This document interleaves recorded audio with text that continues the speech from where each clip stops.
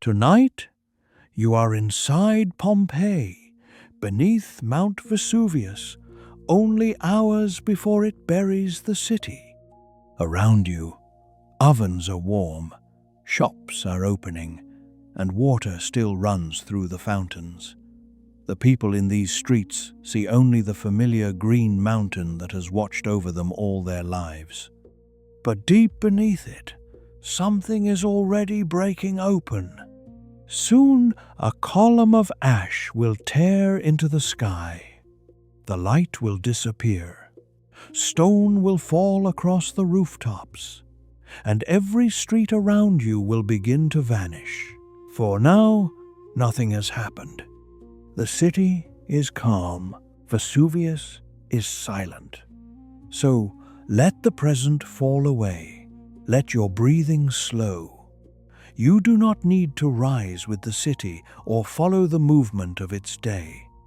Simply remain still while Pompeii drifts towards its final, ordinary hours. Nearly 2,000 years slip quietly into the distance. You are standing near the gate of Pompeii, where the city lies beneath a dim blue-gray sky. Roof tiles overlap in dark rows. Temple fronts rise above closed houses. Narrow streets pass between walls that are empty and quiet. It is the year 79. Perhaps 10,000 people live here, perhaps closer to 20,000. No one knows the exact number now. But to the people within those walls, Pompeii is not a number. It is home. It is the place where children sleep, where bakers tend their ovens, where merchants argue over prices, where water runs from public fountains, and where the same doors open each day onto the same familiar streets. Beyond the city, the Bay of Naples lies calm beneath the paling sky, and above everything stands Vesuvius. The people below know its name. They have always known the mountain as part of the landscape, broad and green above the plain. Vineyards climb its lower slopes. Farms and woods soften its sides. From almost every part of Pompeii, the mountain is there beyond a roofline, between two columns, behind the forum, above a garden wall. Some ancient observers had noticed signs of old fire upon the land. Dark stone, broken ground, a shape unlike the gentler hills around it. But no one within Pompeii understands what is gathering beneath the mountain. No one imagines that the familiar green peak is only hours away from opening the sky. That knowledge belongs to you alone. And knowing what they cannot know changes the way you look at everything below. Every shuttered window, every quiet courtyard, every lamp that has burned low through the night. Every roof seems more fragile and more precious, because you know how little time remains before this ordinary day becomes history. Still, there is no reason to hurry. The city is whole. The streets are waiting. The mountain is silent. Somewhere inside the walls, a rooster calls. Somewhere else, wood is being laid inside an oven. Water begins to move through pipes and channels. A cartwheel turns once on stone. Pompeii begins to stir, but you do not need to stir with it. Pass quietly through the gate while the air remains cool and Vesuvius is still only a mountain above the roofs. The first warmth comes from the bakeries.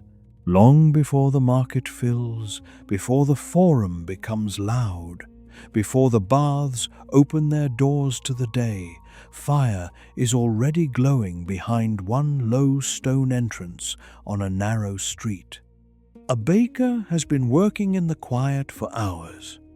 He is broad through the shoulders, with flour on his forearms and soot along one side of his face. His bakery is close and dim, lit mainly by the mouth of a domed oven built into the rear wall. The fire inside is steady. It paints the stone floor with orange light and gives the whole room the deep, comforting smell of wood smoke, grain, and rising dough. He is not a famous man. His name will not appear in a chronicle. He is simply a baker whose neighbors depend on him, and that is enough to shape his days. Along one wall stand the tall stone mills used to grind wheat into flour. Their surfaces are rough and dark because the stone itself came from the volcanic ground of this region. Later, a donkey will be led in and made to walk slowly around them. For now, the animal remains in the rear courtyard, shifting once in the half-light, while the baker works by hand. He measures flour into a broad basin. He adds water. He presses the mixture together with practiced movements, folding and turning until it becomes smooth beneath his palms. Above the bakery, his family is still asleep. His wife rests in the room nearest the stairs. Their older child sleeps curled beneath a light blanket. The younger one, a boy who knows the scent of baking bread, will soon come down barefoot and ask for the first hot piece from the first loaf, as he does each day. The baker is already saving it for him. He shapes the dough into round loaves and scores each one into sections so it can be broken easily at the table. Then he slides the first batch into the oven with a long wooden paddle. The work is quiet, but the city beyond the doorway is beginning to answer it. A shutter opens on the floor above. A wooden cart creaks at the end of the lane. Someone pours water into a clay jar. Sandals pass briefly over the paving stones and fade around a corner. A dog stretches in a doorway. Little by little, the stillness loosens. The baker steps outside while the loaves rise in the heat. The cool air is already beginning to soften, though the warmth of the day has not fully arrived. He wipes his hands on the cloth at his waist and looks along the street. Some walls here are newly plastered. Others remain cracked or braced with timber. Years earlier, a powerful earthquake damaged buildings across Pompeii. Columns fell, walls split, roofs collapsed. Repairs have continued slowly ever since, and even now parts of the city remain unfinished. The baker has lived with those scars for so long that he barely sees them. The ground has trembled before. Cups have rattled on shelves. Dust has fallen from ceilings. People have stepped outside, waited, and then returned to whatever they were doing. The city shook, and afterwards the city continued. To him, that is simply how the world behaves here. He glances once towards the mountain. Vesuvius stands clear in the distance, green under the widening sky. Nothing moves above it. Nothing appears unusual. The oven calls him back. When he turns the loaves, a small sound comes from the stairs behind him. The younger child appears, sleepy-eyed and barefoot, with his hair flattened on one side from the bed. The baker smiles without speaking. He tears a small piece from the first finished loaf and places it in the boy's hands. Steam rises from the bread. The child holds it carefully, waiting for it to cool, and the baker watches him take the first bite of warm bread. Outside, more shutters are opening. The street is filling with voices now. A woman sweeps dust from her threshold. A porter passes with a bundle balanced across his shoulders. A public fountain begins to draw a small line of people carrying jars. The baker lifts the remaining loaves onto a stone counter facing the street. Before long, neighbors will come. Some will pay with coins. Some will settle accounts later. Some will stop only long enough to exchange news. For the moment, though, the shop is still mostly his. The oven, the warm bread, the child eating beside the doorway, and the mountain standing beyond the roofs. Remember them. We will return before the day is done. For now, let the smell of bread carry you farther into the city. The lane opens gradually into a busier street. The light has strengthened over Pompeii now. The shadows are shorter, and the blue-gray stillness has given way to warm stone, painted plaster, and moving color. Shopkeepers fold back wooden shutters. A man places clay lamps in neat rows across a counter. Lengths of dyed cloth hang from an upper beam muted red, ochre, faded blue, and stir slightly in the air. At a street-side food counter, steam rises from deep jars set into the stone. The city is not grand everywhere. Much of it is practical and close. Narrow doorways, worn paving, walls touched by many hands, rooms opening directly onto the street, and the walls themselves are covered in voices. Names have been scratched into plaster. Election notices have been painted in red or black. Someone praises a favorite athlete. Someone complains about bad wine. Someone declares love. Someone else answers with a joke. Pompeii writes constantly upon itself. These marks do not belong to emperors or poets. They belong to ordinary people who expect the words to fade. Yet many of those careless messages will remain long after the hands that made them are gone. The street carries you with the growing crowd until the buildings fall back and the forum opens ahead. It is the center of Pompeii's public life. Broad, paved, and lined with columns. Temples rise above the square. Official buildings stand along its edges. Statues look down from stone bases. Traders, servants, citizens, petitioners, and travelers move through the light. From the northern side of the square, Vesuvius appears beyond the city like the background of a painted scene. Even here, among the most important buildings, the old earthquake is visible. Scaffolding clings to walls. Repairs interrupt colonnades. Some surfaces look newly finished, while others remain chipped, cracked, or incomplete. The city has spent years restoring itself. Near one edge of the forum, a market woman is arranging her stall. She sells figs, olives, small rounds of cheese wrapped in leaves, and little sealed jars of honey. She is quick with her hands and quicker with her replies. Regular customers know that she remembers every debt and every promise. She knows who bargains seriously and who does it only because they enjoy the argument. She places the best figs in the front where the light catches them. Then she chooses 3 especially ripe ones and sets them beneath a folded cloth at the side of the stall. Those are for an elderly neighbor who lives alone in a nearby lane.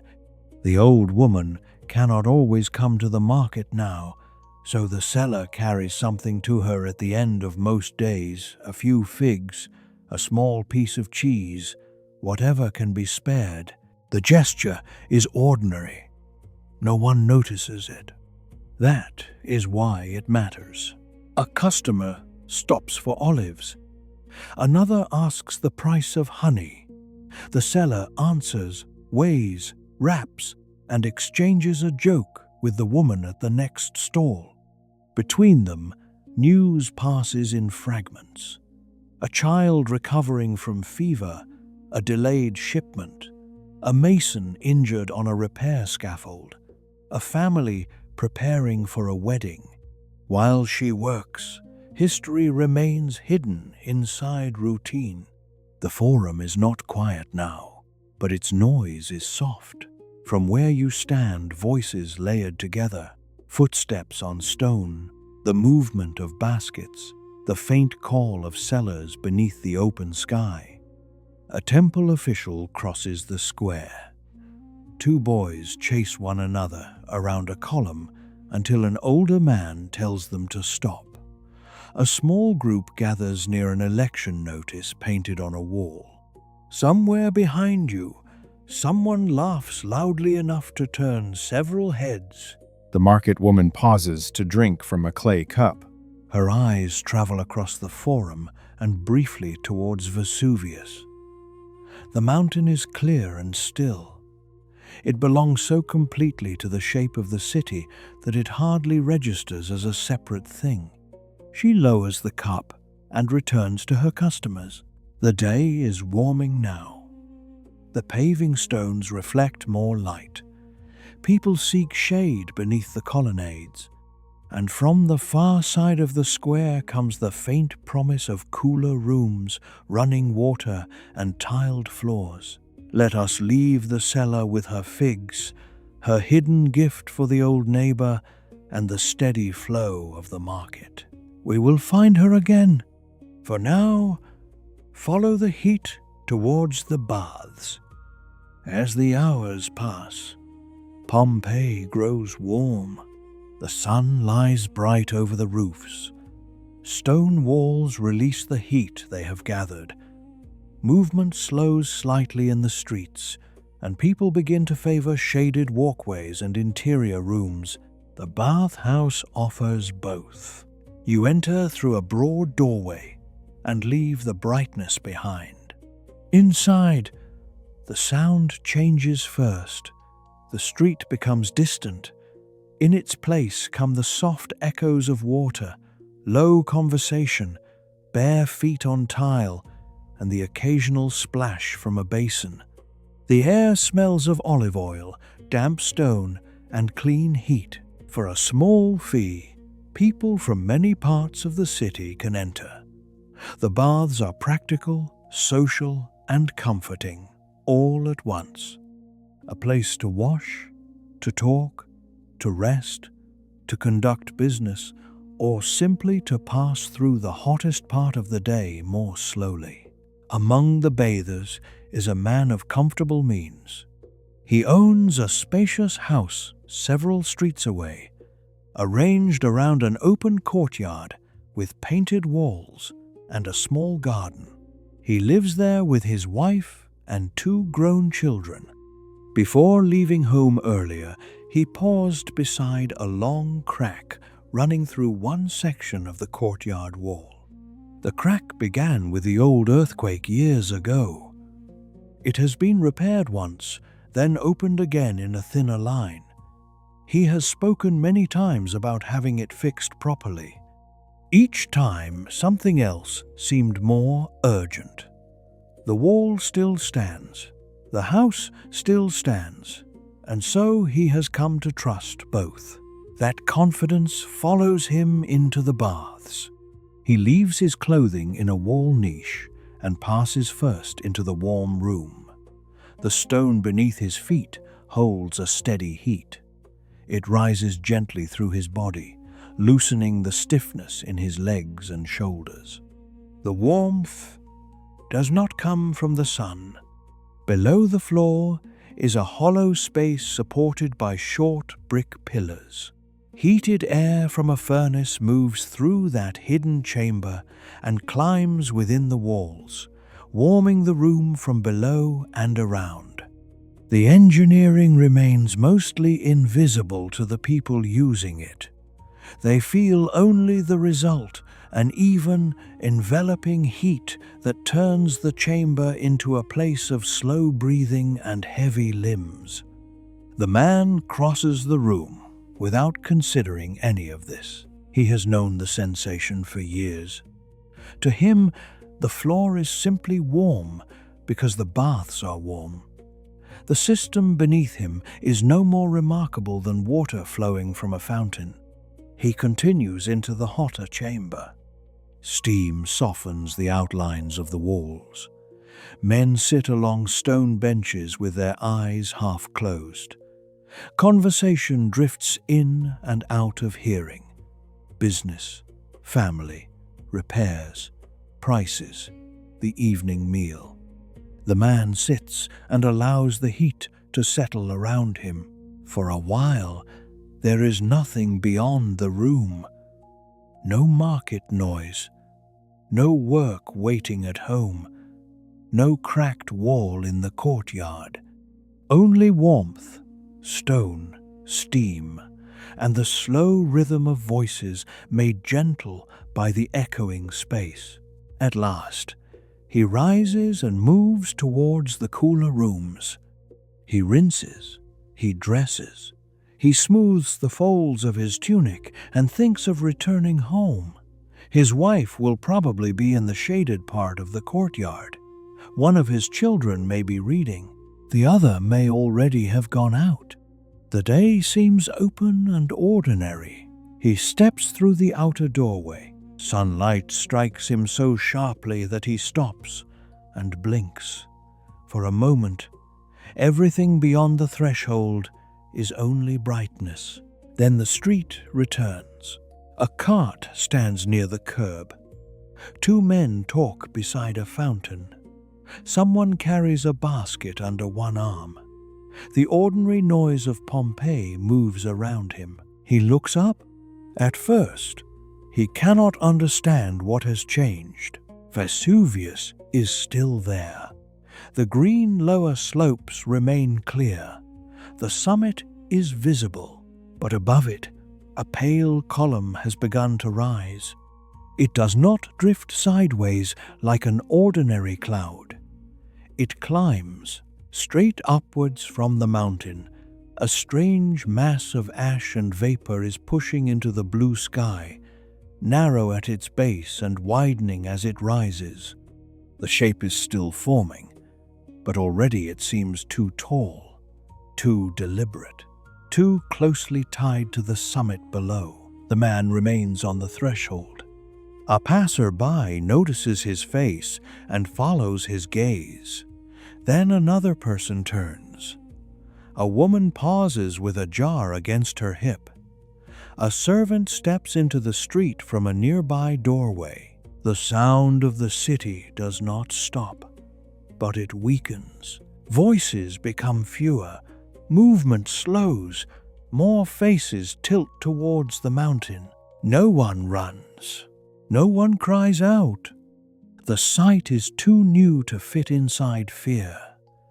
It is simply strange, a pale column building itself over Vesuvius in the clear light of day.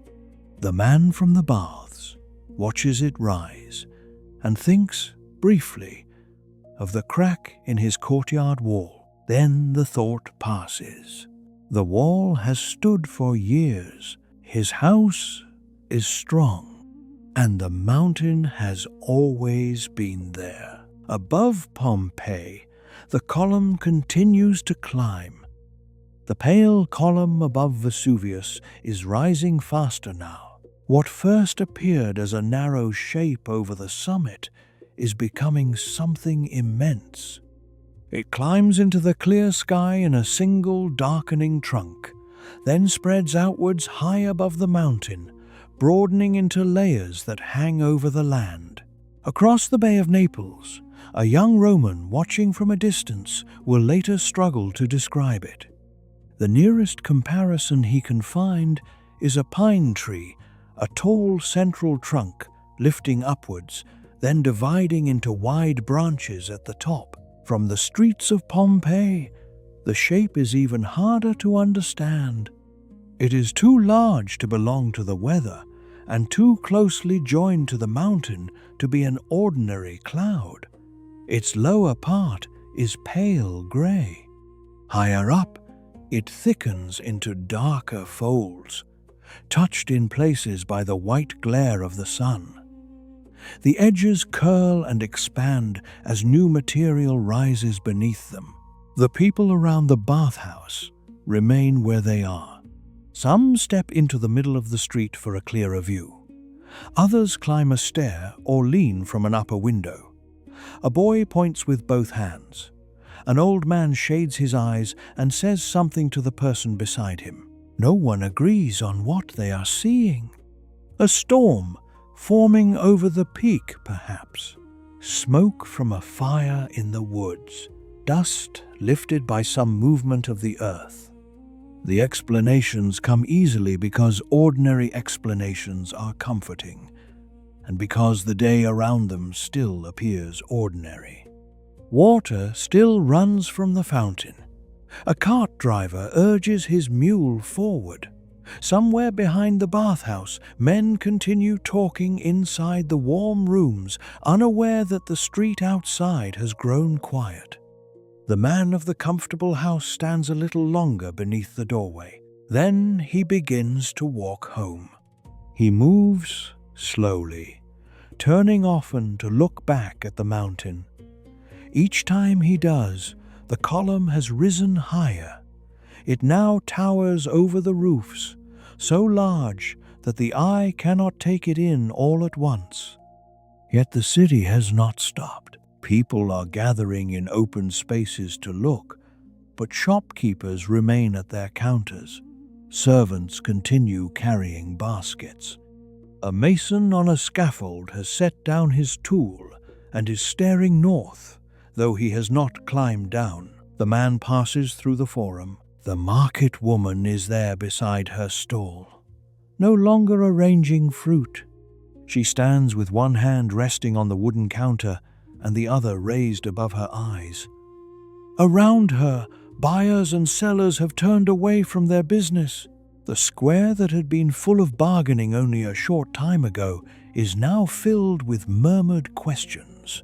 From here, Vesuvius seems to rise directly beyond the columns of the forum. The green slopes remain visible below, calm and sunlit. Above them, the column builds and spreads. The market woman looks down briefly at the figs in front of her. A fine skin of dust has settled on one of the leaves used to line the basket. She brushes it away with her thumb. At first, she thinks it has come from the repair work nearby. The city is full of loose plaster and powdered stone.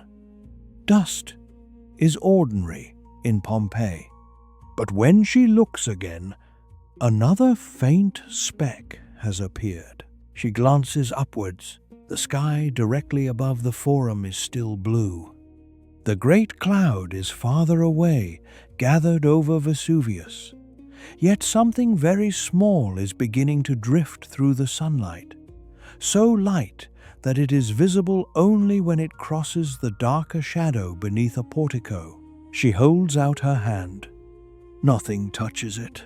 Not yet. Across the city, the baker has also come into the street. Trade at the bakery had been steady. Several loaves are gone from the counter. His younger child sits on the step near the doorway, breaking the last of his warm piece into smaller bites. The baker's wife has come down from the rooms above.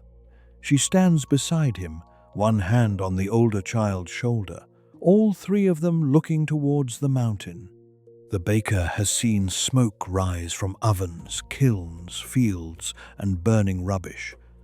He understands the behavior of heat and air in the small, practical ways that come from spending a lifetime beside fire. This is not like any smoke he knows. It rises too strongly. It does not thin. The more it climbs, the more it seems to gather. The donkey in the rear courtyard stamps once against the stone.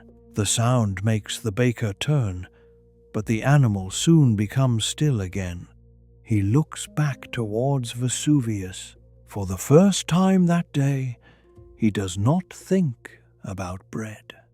The column now casts a faint shadow of its own across part of the landscape. Its upper branches widen, spreading slowly to one side as the high winds catch them. Below, the city watches. Some people laugh uneasily, others speak with excitement.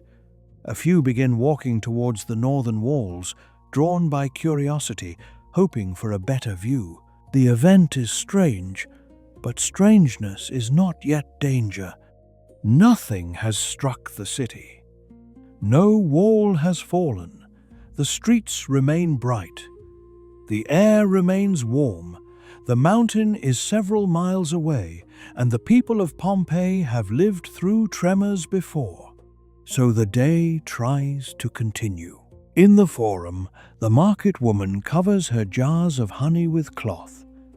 She tells a customer that she may close early. The customer nods, but does not leave. At the bakery, the father brings the children inside, though the younger boy keeps returning to the doorway. At the fine house, the man from the baths enters his courtyard and finds his wife and children already looking upwards through the open roof. The long crack in the garden wall is exactly as it was earlier. The fountain still makes the same sound. The painted walls remain bright. He tells his family that there is no reason for alarm. He believes what he says. Above them, Vesuvius continues to pour its dark column into the sky. The sun is still shining, but its light has changed slightly. The blue beyond the mountain is no longer empty. The great branching cloud occupies it, expanding minute by minute, while the people below search for familiar words to explain something that has no familiar shape.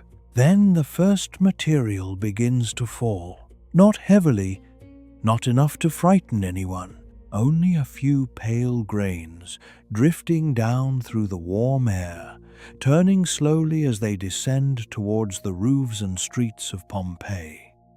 The first grains settle almost without sound. They land on roof tiles, on fountain rims, on market cloth, and on the leaves of the small gardens hidden behind the city walls.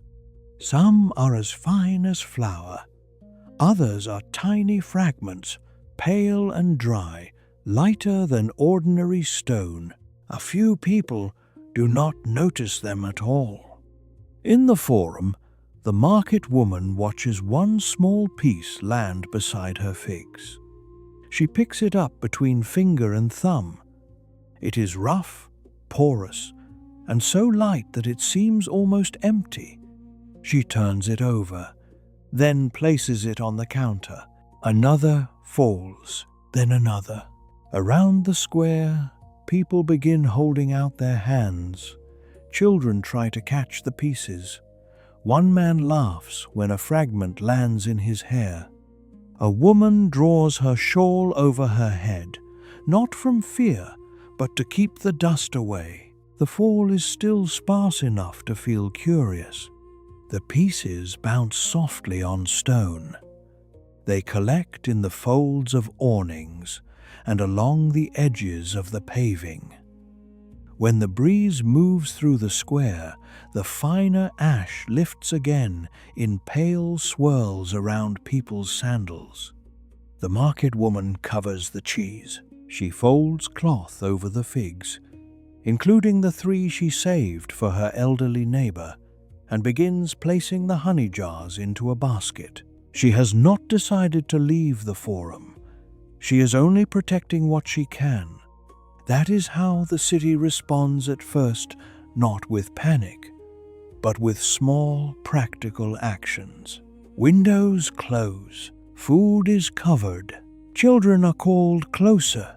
Servants are sent to find missing family members.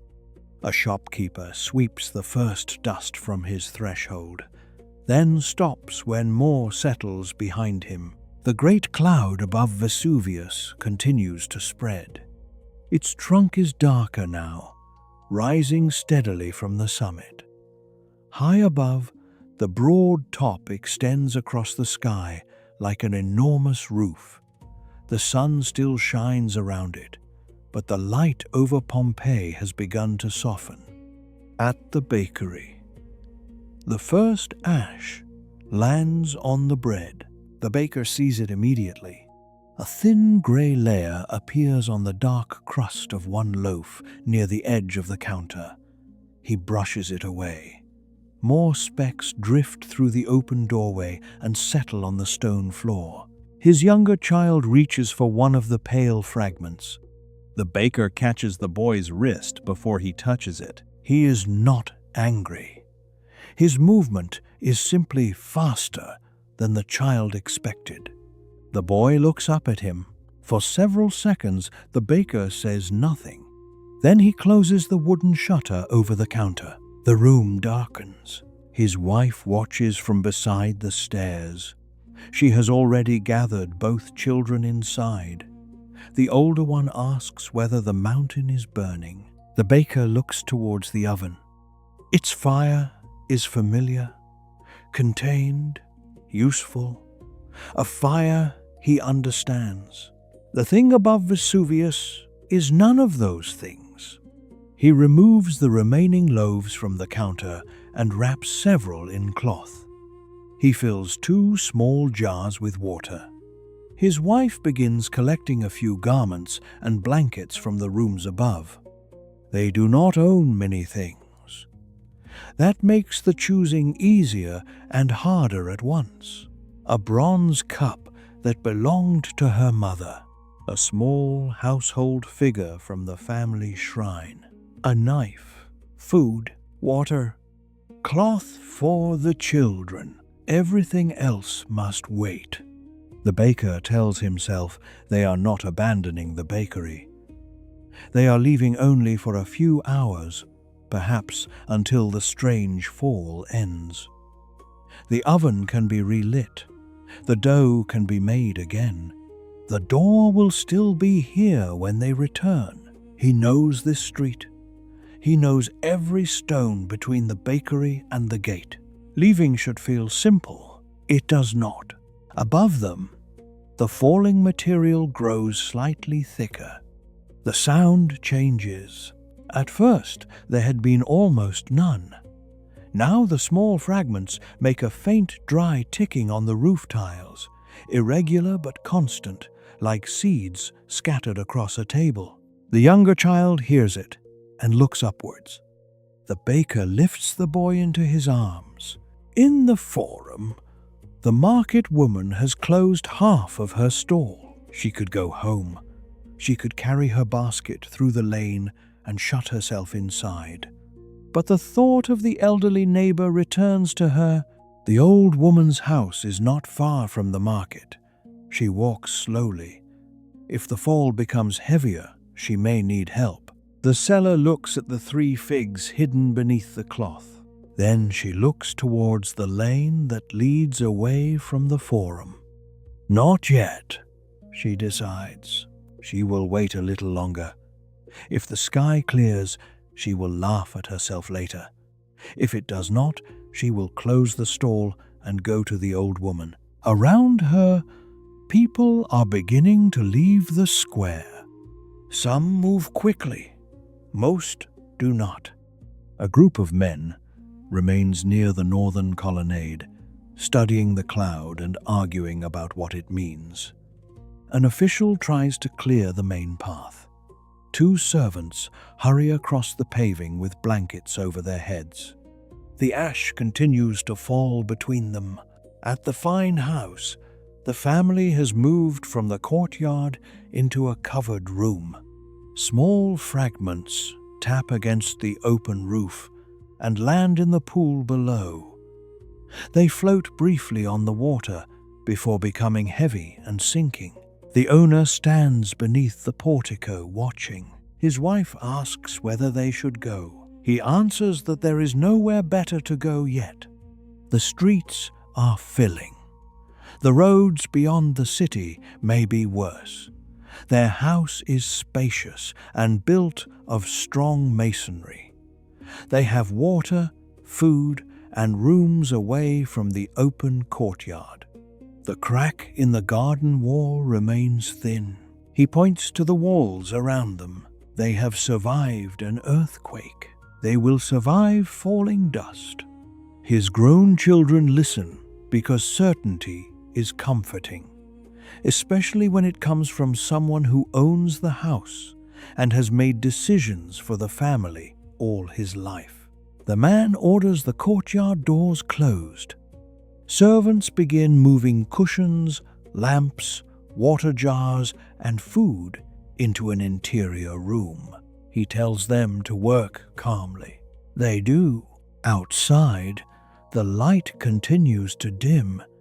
Not darkness, not yet, only a gradual weakening, as though a veil were being drawn across the sun. The baker and his family step into the street. He carries the younger child. His wife holds the older one by the hand. A bundle hangs from her other arm. The baker has bread and water tied across his shoulder. The bakery door closes behind them. For a moment, he rests his palm against the wood. Then he turns away. The street he knows so well is already changing. The paving stones are dusted gray. Roof edges hold pale lines of ash. People move in both directions, some towards the gates, others towards home. No one is running. The baker joins the flow heading away from Vesuvius. As the family walks, the small fragments continue to fall, touching their shoulders and hair, bouncing softly from the bundled loaves, gathering in the grooves between the stones. The younger child asks when they will come back. The baker says, "Soon." He keeps his voice low and ordinary. The boy accepts the answer. Behind them, the oven remains warm. Ahead, beyond the gate, the road is still visible beneath the pale fall, and above the city, the enormous cloud continues to grow. The fall does not stop. Minute after minute, the material descending from the cloud becomes more constant. The finest ash still drifts through the air, but among it now come larger pieces of pumice pale fragments full of tiny holes, born from violently expanded rock within the mountain.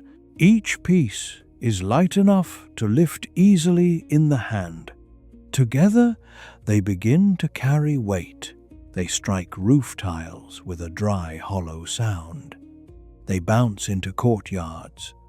They gather against doors and along the raised edges of pavements. Wheels push through them and leave deep tracks that quickly begin to fill again. Pompeii is slowly losing its colors. Red walls turn dusty pink, then gray. Green leaves disappear beneath pale grains. Dark roof tiles whiten along their lower edges. The clean water in open basins becomes clouded. In the forum, the market woman closes her stall completely. The square is no longer a place of trade. Most of the customers have gone. A few officials and laborers remain, directing people away from weakened structures and helping to clear the main routes. She lifts the basket containing her jars, cheese, and the wrapped figs. The basket is heavier than she expected. She considers leaving some of it behind, then removes 2 honey jars and sets them beneath the counter. The figs stay. The old woman's lane lies beyond the forum, through streets where the pumice is already gathering. The seller pulls a cloth over her hair and begins to walk. Her sandals sink slightly with each step. The pale stones roll underfoot, making the ground less certain. People move around her, carrying bundles, lamps, children, household objects chosen in haste. A man holds a small chest against his chest, as though it were a child. A woman carries a caged bird. 2 brothers argue over whether to return for something left behind. Every person is making a private calculation. What matters? What can be carried? how long the fall will last. Whether the safest place is inside or outside, there is no single answer. Some families are moving towards the gates, others are sealing themselves into their homes. At the comfortable house, the owner has made his decision. They will stay. The streets, he says, are becoming difficult.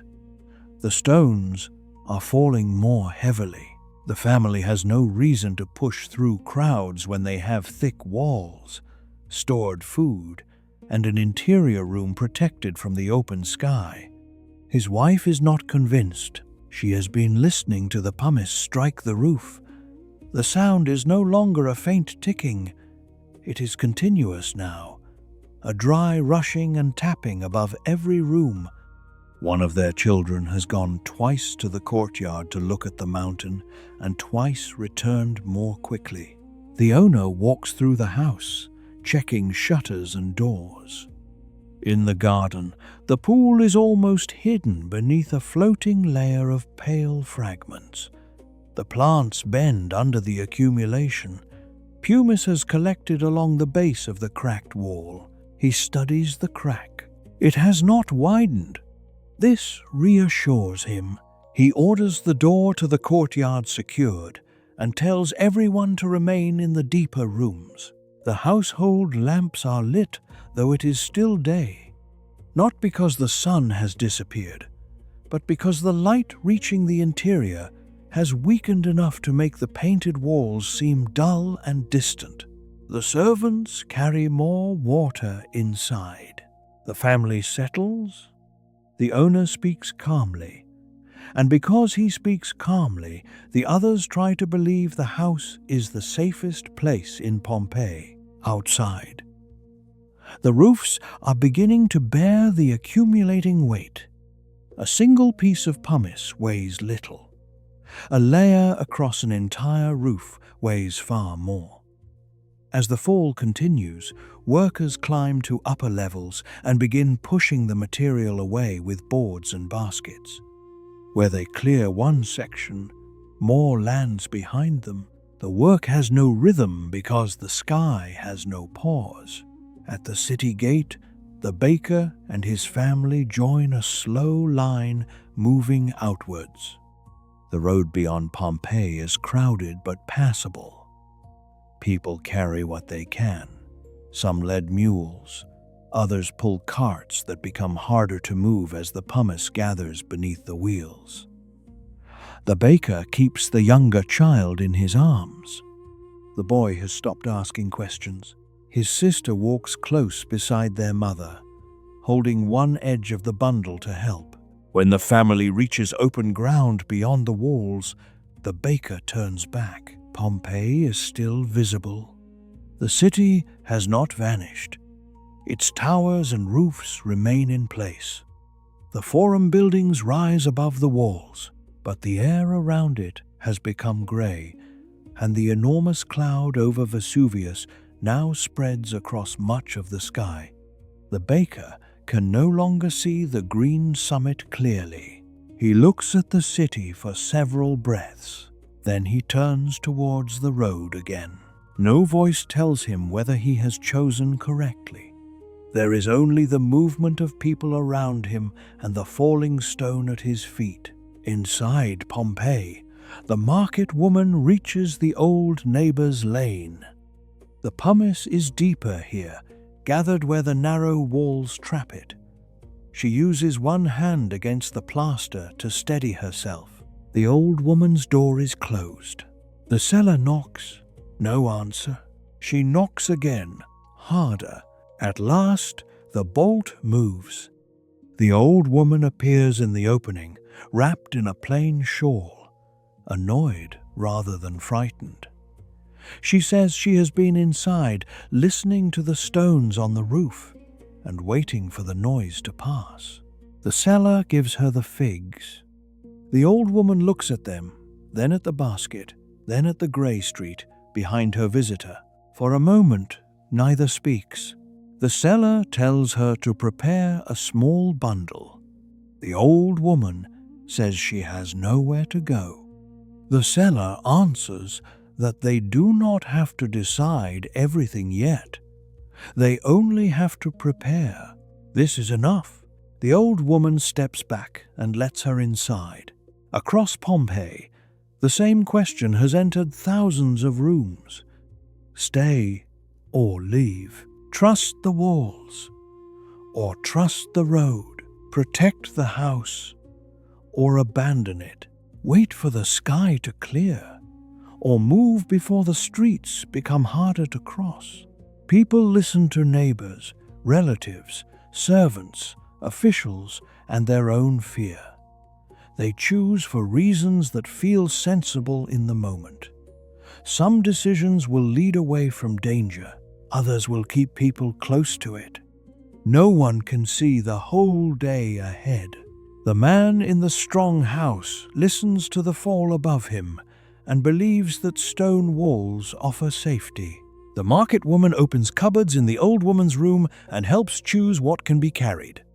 The baker walks farther along the road outside the city, holding his child, while the pale fall follows them into the countryside. And over all of them, the cloud from Vesuvius continues to widen.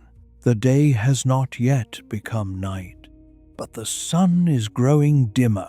The air is thicker. The roofs are carrying more than they were built to hold, and the question moving through Pompeii is no longer what the strange cloud might be. It is whether there is still time to leave. By now, Pompeii has divided itself into two cities. There is the city of open doors, hurried bundles, and people moving towards the gates. And there is the city of shuttered rooms, barred entrances, and families who have decided that the safest place is still the place they know. Neither choice feels certain. The pumice continues to fall. It gathers in the streets in pale, uneven drifts. It slips from roof edges and rolls beneath sandals. It rattles against shutters and fills the corners of courtyards. Every few moments, a heavier piece strikes stone with a sharper sound, and everyone nearby looks up. In the old woman's house, the market seller helps prepare a bundle. There is very little to choose from.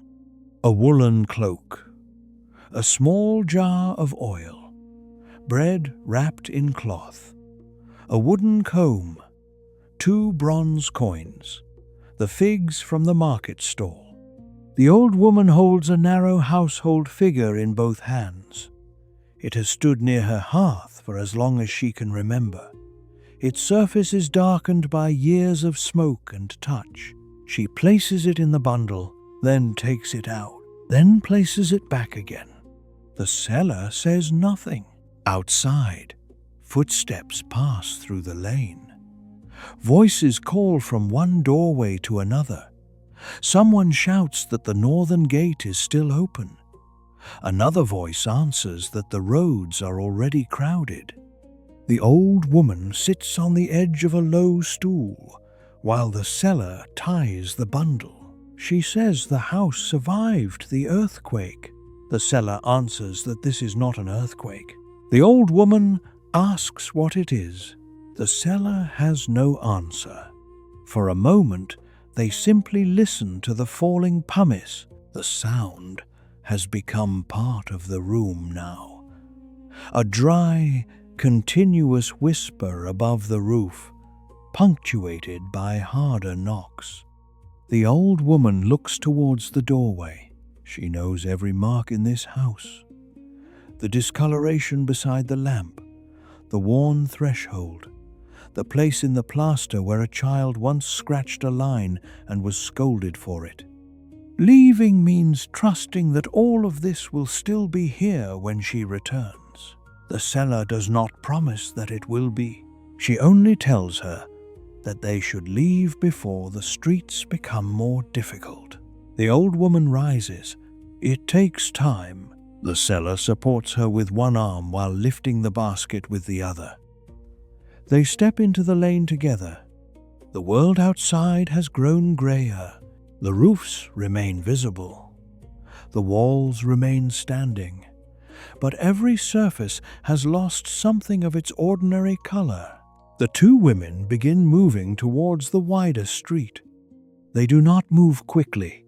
The old woman's feet are uncertain on the rolling pumice, and the seller has to test each step before guiding her forward. People pass them in both directions. A father leads a mule towards the gate. A servant hurries back towards a house, calling a name. Two men carry a chest between them. A woman holds a baby beneath her cloak. A boy has tied a cloth across his mouth and is trying not to cry.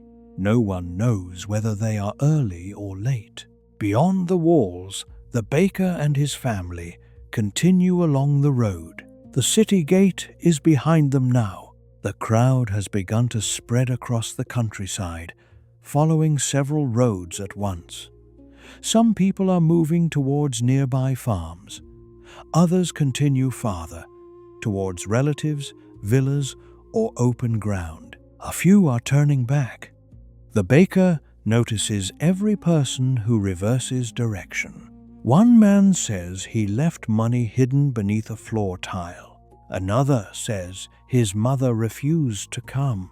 A woman says her husband is still inside the city. Each of them disappears back into the gray fall. The baker keeps walking. His younger child has grown heavy in his arms. The boy's head rests against his shoulder, eyes half closed. The older child holds tightly to her mother's hand. The baker's wife asks how far they should go. He looks ahead.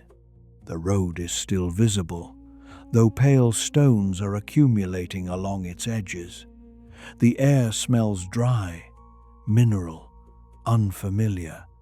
Vesuvius is partly hidden behind the enormous cloud, and the sky above Pompeii is darker than the sky ahead of them. He says they will continue until the falling stone becomes lighter. He does not know whether it will. The family walks on. Behind them, Pompeii remains within sight, though less clearly than before. At the comfortable house, the decision to stay has become a plan. The owner has moved his family and servants into rooms away from the courtyard. Food, water, lamps, and blankets have been placed nearby. The outer doors are secured. A servant is sent at intervals to inspect the roof from a protected stair. The man speaks as though this is an inconvenience that can be managed. He has always trusted preparation. He has managed property, workers, repairs, accounts, disputes, and the daily problems of a large household. He believes that calm decisions separate sensible people from frightened crowds. His wife sits beside one of their children. The other stands near the inner doorway, listening to the roof. The pumice is louder here than it was an hour ago. It falls in a dense, irregular rush. The whole house seems to be beneath a long shower of dry stones. A servant returns from the stair. He says the roof is gathering weight. The owner tells him to clear what he can from the safest section. The servant hesitates, then obeys. The wife watches her husband. She asks again whether they should leave. He looks around the room. Thick walls, strong beams, stored water, burning lamps. Then he thinks of the street outside, already filling, already difficult. He says, "They are safer here." His voice remains steady. The family stays.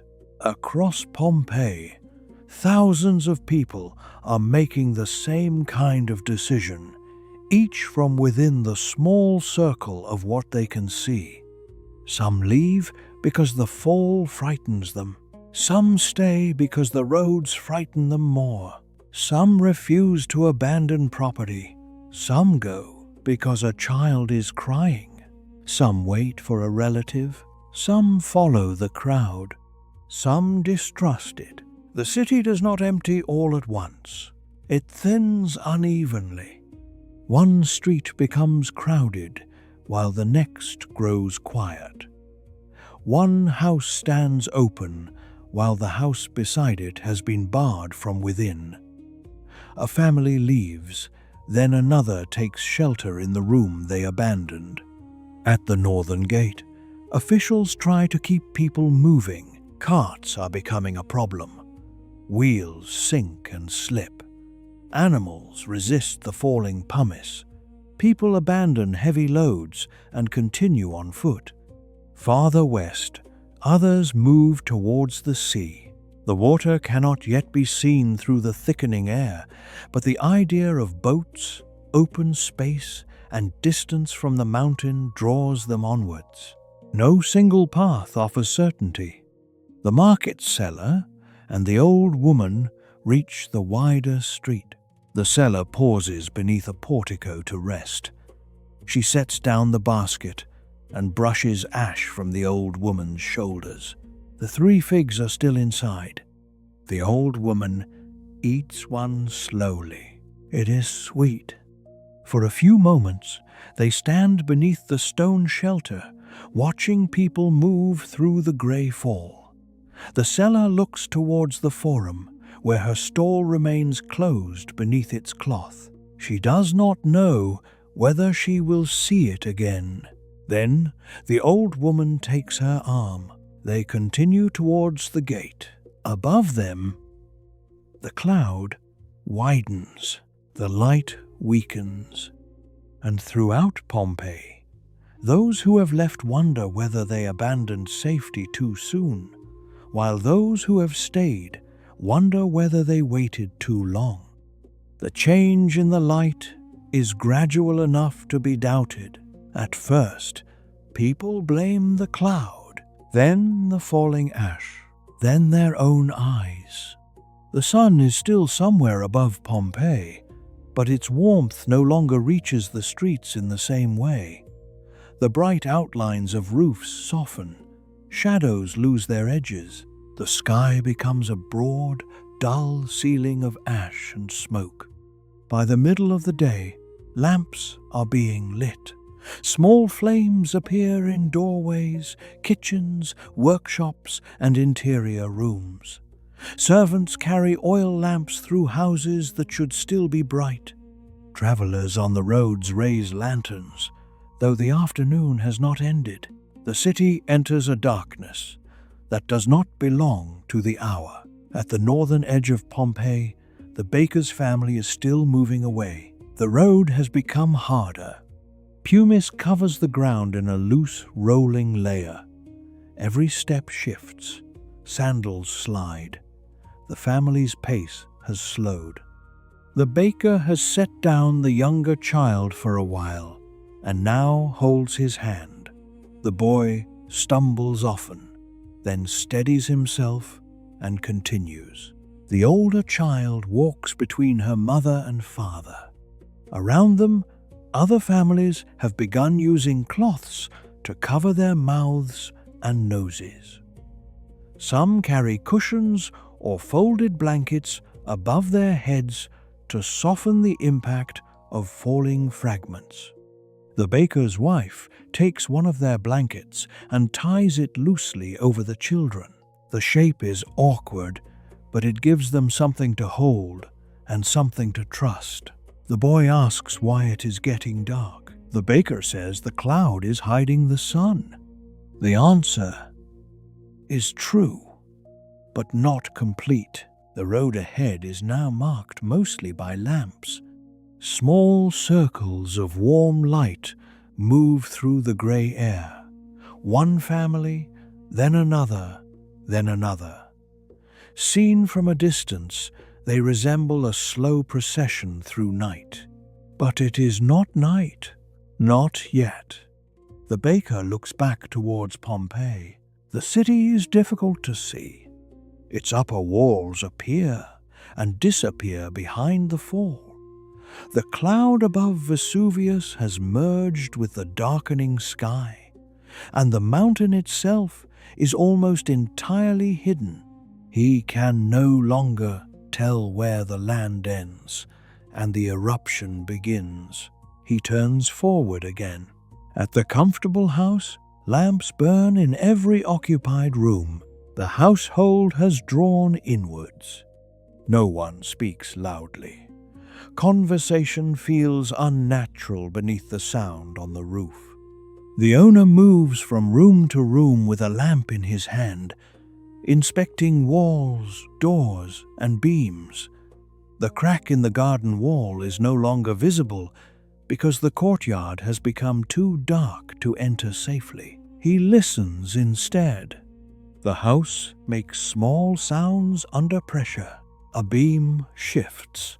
Plaster falls somewhere beyond the closed door. The roof above the outer rooms gives a low complaint, then becomes quiet again. The man tells the servants to remain away from those rooms. His wife asks how long the falling stone can continue. He says it must end soon. He has no basis for this, but the mind searches for limits. No storm lasts forever. No tremor continues without pause. No ordinary event can expand without end. Yet the fall continues. One of the grown children asks whether they should make for the gate while they still can. The owner looks towards the entrance. Opening that door would mean exchanging the known risks of the house for the unknown street. He says they will wait. His certainty is thinner now, but it is still enough to keep everyone inside. The market seller and the old woman are moving through a city transformed. The seller carries the lamp. Its flame is small and sheltered behind thin horn panels, casting a warm circle over the grey stones at their feet. Beyond that circle, the street disappears. They can hear people before they see them. A family passes from the darkness, then vanishes again. Someone calls from an upper window. A cartwheel turns somewhere ahead, grinds against pumice, and stops. The old woman's breathing has become heavier. The seller slows. She guides them beneath another covered walkway where several people have gathered to rest. No one speaks much. Ash has whitened their hair and clothing. Their faces appear older in the lamp glow. A man offers the old woman water. She drinks. The seller asks whether the gate is still open. He says yes, but the road beyond it is crowded. Another person says the road is clearer now because many have already gone. Both may be right. Information moves through the darkness in fragments, changing with every voice. The seller decides they will continue. They step out again. The old woman holds the basket now. It gives her something to do with both hands. Inside are the remaining figs, bread, oil, and the small household figure wrapped in cloth. Their lamp moves slowly through the darkened street. Across the city, others are lighting lamps too. 100 small flames, then hundreds. The forum, once bright beneath the open sky, now glows faintly beneath scattered lights. Columns rise into darkness. Statues disappear above the shoulders. Ash slides across the paving in pale currents. The market stall is somewhere behind them, but the seller can no longer see it. For the first time, Pompeii feels less like a city and more like a collection of isolated rooms, each holding a few people and a little light. The darkness changes sound. Voices become closer.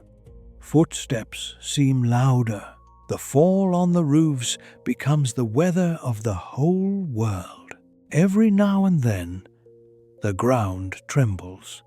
At first, the movements are slight, a vibration beneath the feet, a lamp flame shivering, water moving inside a jar. People stop, wait, then continue. The inhabitants of Pompeii know earthquakes. They have lived with them for years. But in this darkness, beneath the falling pumice, each tremor carries a different weight.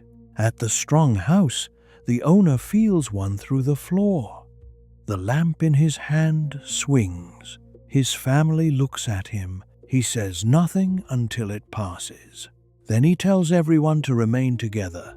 On the road beyond the city, the baker feels the same movement underfoot. The people around him stop as one. Loose stones shift. Somewhere behind them, a mule cries out. The tremor fades. The procession moves again. The younger child asks whether the mountain is following them. The baker bends and lifts him.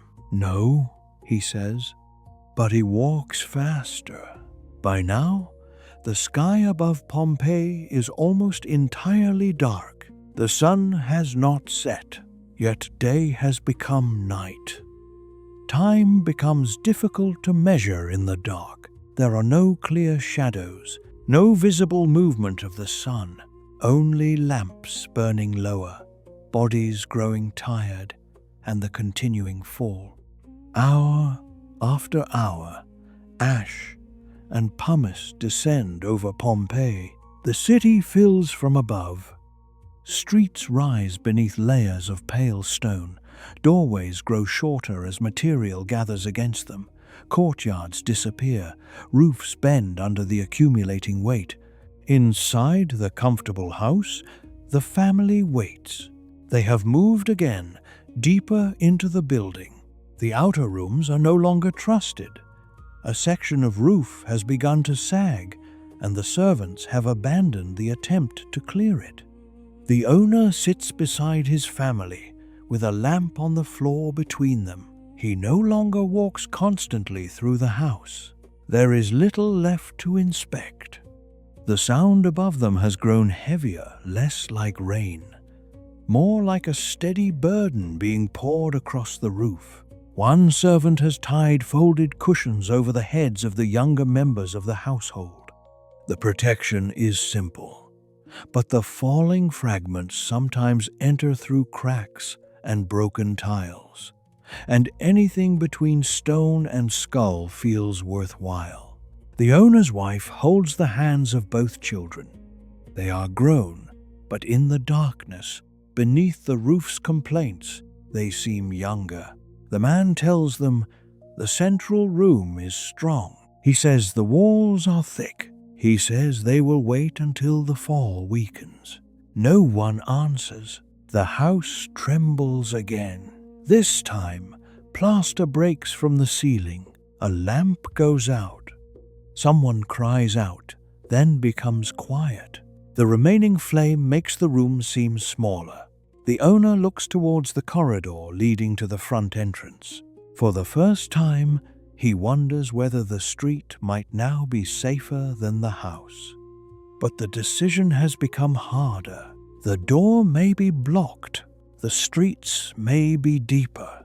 The darkness outside may be complete. He has waited for safety, and waiting has changed the meaning of every option. He remains seated. At the city's edge, the market cellar and the old woman have reached a section of road near the gate. The way forward is slow but open. People support one another through the loose pumice. Some hold cushions over their heads.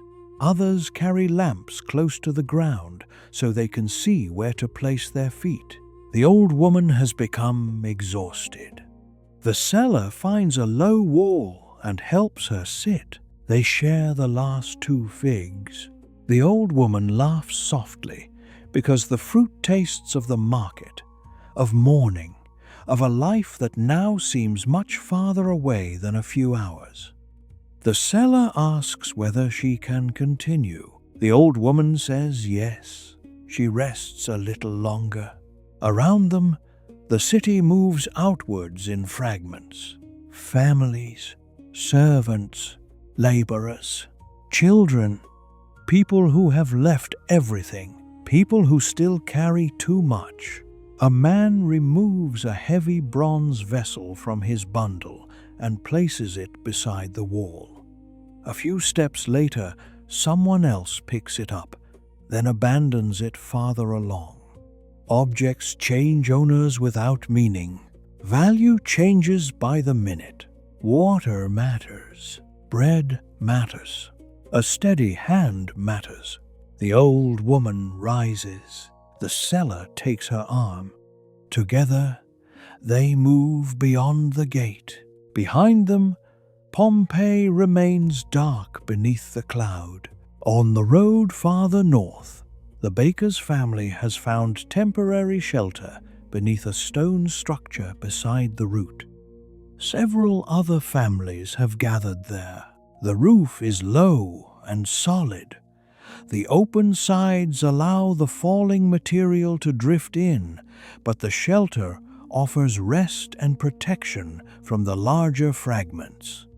The baker sits with his back against the wall. The younger child is asleep in his lap. The older one rests against her mother. The wrapped loaves have become dusted gray, but the cloth has kept most of the ash away. The baker tears one open. The bread inside is still soft. He divides it among the people nearest him, not only his family. Hands reach from the dimness. Pieces pass quietly from person to person. No one has much appetite, but they eat because there may be farther to walk. The baker's wife asks whether they are far enough. He listens to the eruption. Even here, the sound of falling material continues. The air remains thick. The darkness remains unnatural. He says they should move again when the children wake. He does not say where. Back in Pompeii, roofs begin to fail. The first collapses do not happen everywhere at once. A sharp crack, a rush of tiles and pumice, a cloud of dust rising inside a dark street. Then silence. People nearby call out. Some move towards the sound to help. Others retreat, fearing another collapse. The accumulated material is light, piece by piece, but after hours of falling it has become a mass pressing down across the city. The same roofs that offered shelter are becoming dangerous. In the strong house, the family hears a collapse somewhere nearby. The floor trembles with it. The owner stands. He takes the lamp. He tells the servants to check the entrance. 2 go. They return after several minutes, breathing heavily. The corridor is partly blocked, but the main door can still be reached. The owner's wife rises immediately. This time, she does not ask whether they should leave. She begins wrapping cloth around the family's heads. The man looks around the room. The walls are still standing. The house is still his. The painted surfaces, the furniture, the stored wine, the courtyard, the cracked garden wall, all of it lies only a few rooms away. Leaving now feels like admitting that the house cannot protect them. Another tremor passes beneath the floor, longer than the last. A beam shifts overhead. The owner closes his eyes, then opens them. He tells everyone to prepare. Whether they will actually reach the street is not yet certain. But the decision has changed. They will no longer wait, simply because they have waited before. Throughout Pompeii, the same change is taking place. People who believe they could endure the fall begin moving towards exits. People who tried to leave earlier search for shelter. The city is no longer divided cleanly between those who stay and those who go. The choices overlap, reverse, and break apart as conditions change. A family leaves a house and enters another. A servant runs back for an older relative. Neighbors tie cushions over one another's heads. Strangers hold lamps for strangers. The darkness makes everyone close. The long hours continue. Ash enters through shutters and cracks. Pumice piles against doors. Earthquakes shake weakened walls. Lamps burn through oil. Water jars empty. And still the cloud above Vesuvius feeds the fall. No one in Pompeii can see the whole mountain now. No one can see the sun. The world has narrowed to the next room. The next doorway, the next hand, the next breath. At the gate, the market seller and the old woman pass beyond the walls. On the road, the baker waits for his children to wake. In the strong house, the owner stands with his family beneath a roof that has begun to groan. And somewhere beneath the darkness, deep within the mountain and the earth below, the next phase is gathering. The tremors become harder to ignore. They pass beneath Pompeii in waves, sometimes brief and sharp, sometimes slow enough to make walls sway and lamps swing in wide arcs. The city has known earthquakes before, but now the buildings are carrying hours of accumulated pumice, and every movement of the ground is answered by the strained sound of timber, tile, and stone. In the strong house, the owner leads his family towards the entrance. The servants have wrapped cushions over their heads and tied them in place with strips of cloth. The protection makes them look strange in the lamp glow, but no one comments. The corridor is narrow.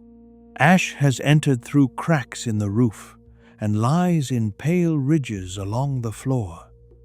A section of plaster has fallen from one wall. The family steps over it carefully. The owner carries the lamp. Behind him, his wife keeps one hand on the shoulder of their son. Their daughter follows with a small bundle of water and cloth. Two servants move ahead, testing each doorway before the others pass through. The house trembles. Everyone stops. Dust falls from the ceiling in a thin curtain. The flame in the lamp shortens, then rises again. No one breathes until the movement fades. They continue. At the front of the house, the main door is difficult to open. Pumice has piled against it from outside. The servants push once. Then again, the door moves only a little. They clear the lower edge with a piece of wood, pulling pale stones inwards until there is room to force it wider. When the door finally opens, the darkness beyond it feels solid. The lamp reveals only a few feet of street. Pumice lies deep across the paving. The walls opposite are barely visible. The air is full of fine ash, and the fall continues. The owner stands in the doorway. For hours, the street had seemed more dangerous than the house. Now the house seems to lean behind him. A deep crack comes from somewhere above. He tells everyone to move. They step outside. The family does not know where safety is, only that remaining beneath the roof has become impossible. The owner looks once towards the inner rooms. He cannot see the painted courtyard. He cannot see the garden. He cannot see the crack in the wall that had once reassured him because it had remained narrow. The darkness takes the house from view before he has fully turned away. They begin towards the gate. Across the city, the market seller and the old woman have already passed beyond the walls. Their progress is slow. The road is crowded with people who are tired, frightened, and unsure which direction offers the least danger. Some stop beneath walls or trees. Others continue without rest. The old woman's strength comes and goes. At times, she leans heavily on the seller's arm. At others, pride makes her pull away and take several steps alone. The basket now carries almost nothing.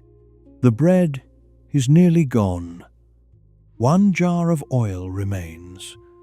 The household figure is still wrapped inside. The seller has left her market, her stall, and everything she could not carry. But beside her walks the reason she waited. That is enough to keep her moving. A tremor passes through the road. People cry out. The ground rolls beneath them, not violently enough to throw everyone down, but strongly enough that many lose balance. The old woman falls to one knee. The seller lowers the basket and lifts her. Around them, loose stones shift. A cart tips. A mule pulls against its rope. Then the movement fades. People stand again. The road resumes. Farther away, under the roadside shelter, the baker's family has begun to move once more. The younger child is awake. He is quiet now, watching the adults around him for signs of what he should feel. The baker gives him a piece of bread and lifts him onto his shoulders. The older child walks beside her mother, carrying a small water jar with both hands. The family joins the people moving farther from Pompeii. The baker does not know whether the road ahead is safer, but the air here seems slightly lighter than the air behind them. The pumice is less deep. The sky remains dark, though the darkness is not equal in every direction. He chooses the direction with more open ground. That is all he can do. Back inside Pompeii, the streets are no longer reliable paths. Some are blocked by collapsed roofs. Others are filled so deeply that doors and lower windows have nearly disappeared. People climb over drifts and broken timber. They move beneath cloths, cushions, boards, and baskets held above their heads. The ground trembles again. A wall falls somewhere in the darkness. The sound is enormous. It begins with a crack, followed by a rushing collapse, then a heavy impact that seems to shake the whole street. Afterwards comes a brief silence.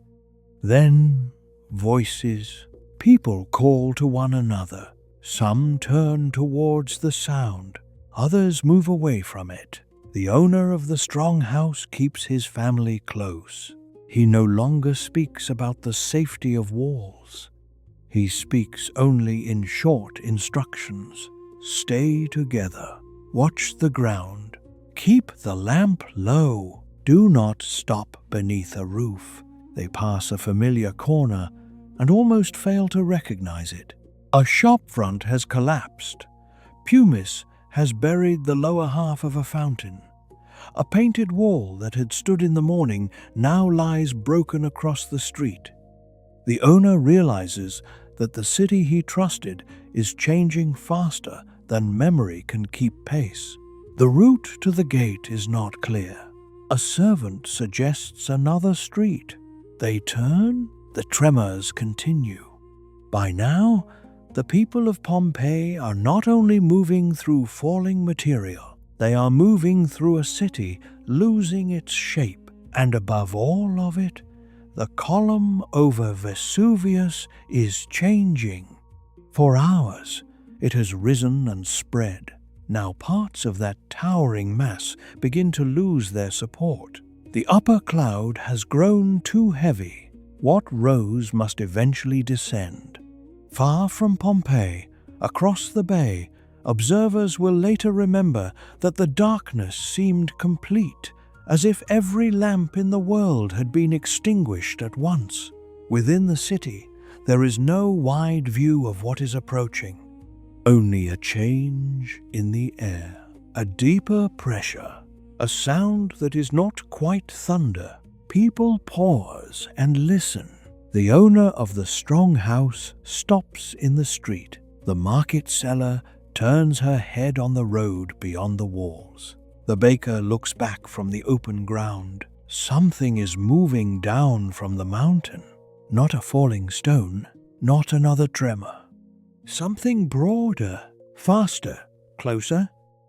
From a distance, the first surge is difficult to understand. It does not resemble a river. It does not resemble fire. It is a low, expanding cloud of ash, gas, and broken material moving rapidly across the land beneath the towering column. It follows the ground.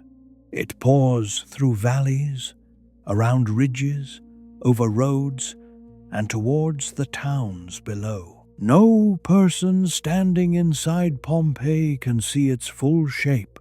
The city walls block the horizon. The darkness hides the mountain. The air is already filled with ash. But from farther away, the movement can be seen, a dense front spreading outwards, the landscape disappearing behind it, the sound growing before the cloud arrives. At Herculaneum, closer to the mountain, earlier surges have already swept across the town. Pompeii lies farther away. For a time, distance has protected it. That protection is ending. The first surges that reach the area do not immediately cover every part of the city in the same way. The ground, the walls, and the shape of the eruption affect their path.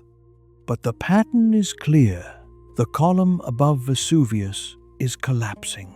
What had risen into the sky is now returning to the earth. The owner and his family are still in the streets. Their lamp flame bends. The air changes. Fine ash moves sideways now, no longer only downwards. A hot wind reaches the city ahead of the densest cloud. People turn, some begin to run, others crouch where they are. The owner takes his wife's hand. The servants gather close. There is no longer time for a plan. Beyond the walls, the market seller and the old woman are on the road. They hear the sound behind them. The seller does not look back at first. She is focused on the old woman's steps, on the uneven ground, on keeping them both moving. Then the people around them begin turning. A murmur passes through the crowd. Someone says the mountain is coming down. The words do not make sense. The seller looks towards Pompeii. The city is almost invisible beneath the darkness and falling ash. Behind it, something larger is moving through the night. She grips the old woman's arm. They continue away. The basket is abandoned beside the road. The small household figure remains inside. The seller does not notice when it falls from her hand. Farther out, the baker also looks back. The dark cloud seems to fill the space where the city had been. He cannot see the forum. He cannot see the walls. He cannot see the road behind them. Only a broad moving darkness beneath a sky already dark. He lifts the younger child from his shoulders and holds him close. His wife gathers the older child against her side. The family continues into open ground. No one says that they are safe. No one can know. Behind them, the surge reaches Pompeii. We will not enter the streets with it. We will not follow it through rooms or doorways. We will not turn the last moments of real people into spectacle. Instead, remain at a distance. Imagine the city from far above and far away. The forum where the market woman arranged figs in the morning. The bakery where a child waited for the first hot piece of bread. The baths where warm air moved beneath the floors. The painted house with the cracked garden wall. One by one, these places disappear beneath the cloud. The sound of the city ends. No carts, no bargaining, no fountain water, no feet on stone. Only the movement of ash across roofs and streets, already buried beneath pumice. The first surge passes, then the eruption continues. More material collapses from the column. More surges move outwards. Some are weaker, others travel farther. The city is struck again. Its remaining walls are covered. Open spaces fill. Rooms seal beneath layers of ash. The shape of Pompeii becomes less distinct with every passing wave. There is no single moment when the city disappears. It happens in stages. A roof line vanishes. A wall is covered. A doorway becomes a hollow. A street becomes a layer. The mountain continues until almost nothing of the living city remains visible. Beyond the buried walls, people who escaped early continue away through darkness. Some reach farms. Some reach roads beyond the heaviest fall. Some find shelter. Some keep walking until the sound from Vesuvius grows faint. The baker and his family are among those figures moving through the night. We do not claim to know what became of them. They are not people recorded by name. They are a way of remembering that many did leave, that many choices were made before the final surges came, and that survival depended on time, distance, chance, and decisions made without full understanding. The market seller and the old woman move with another group along the road. They too disappear into the dark beyond the city. Their final destination remains unknown. The owner of the strong house is not followed any farther. We leave him with his family in the streets of Pompeii after he finally chose to abandon the shelter he trusted. We do not imagine his death. We remember only the human truth of his choice, that people often remain because home feels safer than uncertainty, and sometimes leave only when every familiar protection has begun to fail. The surge moves on, then another. The city falls silent. Vesuvius remains hidden within its own darkness. The bay, the roads, the farms, and the towns around the mountain lie beneath ash. And where Pompeii had stood, there is now only a low, buried shape beneath the night. After the surges, silence does not arrive all at once. For a while, material continues to fall. Ash drifts through the darkness. Small fragments settle onto deeper layers. Now and then, the ground still moves. A damaged wall gives way.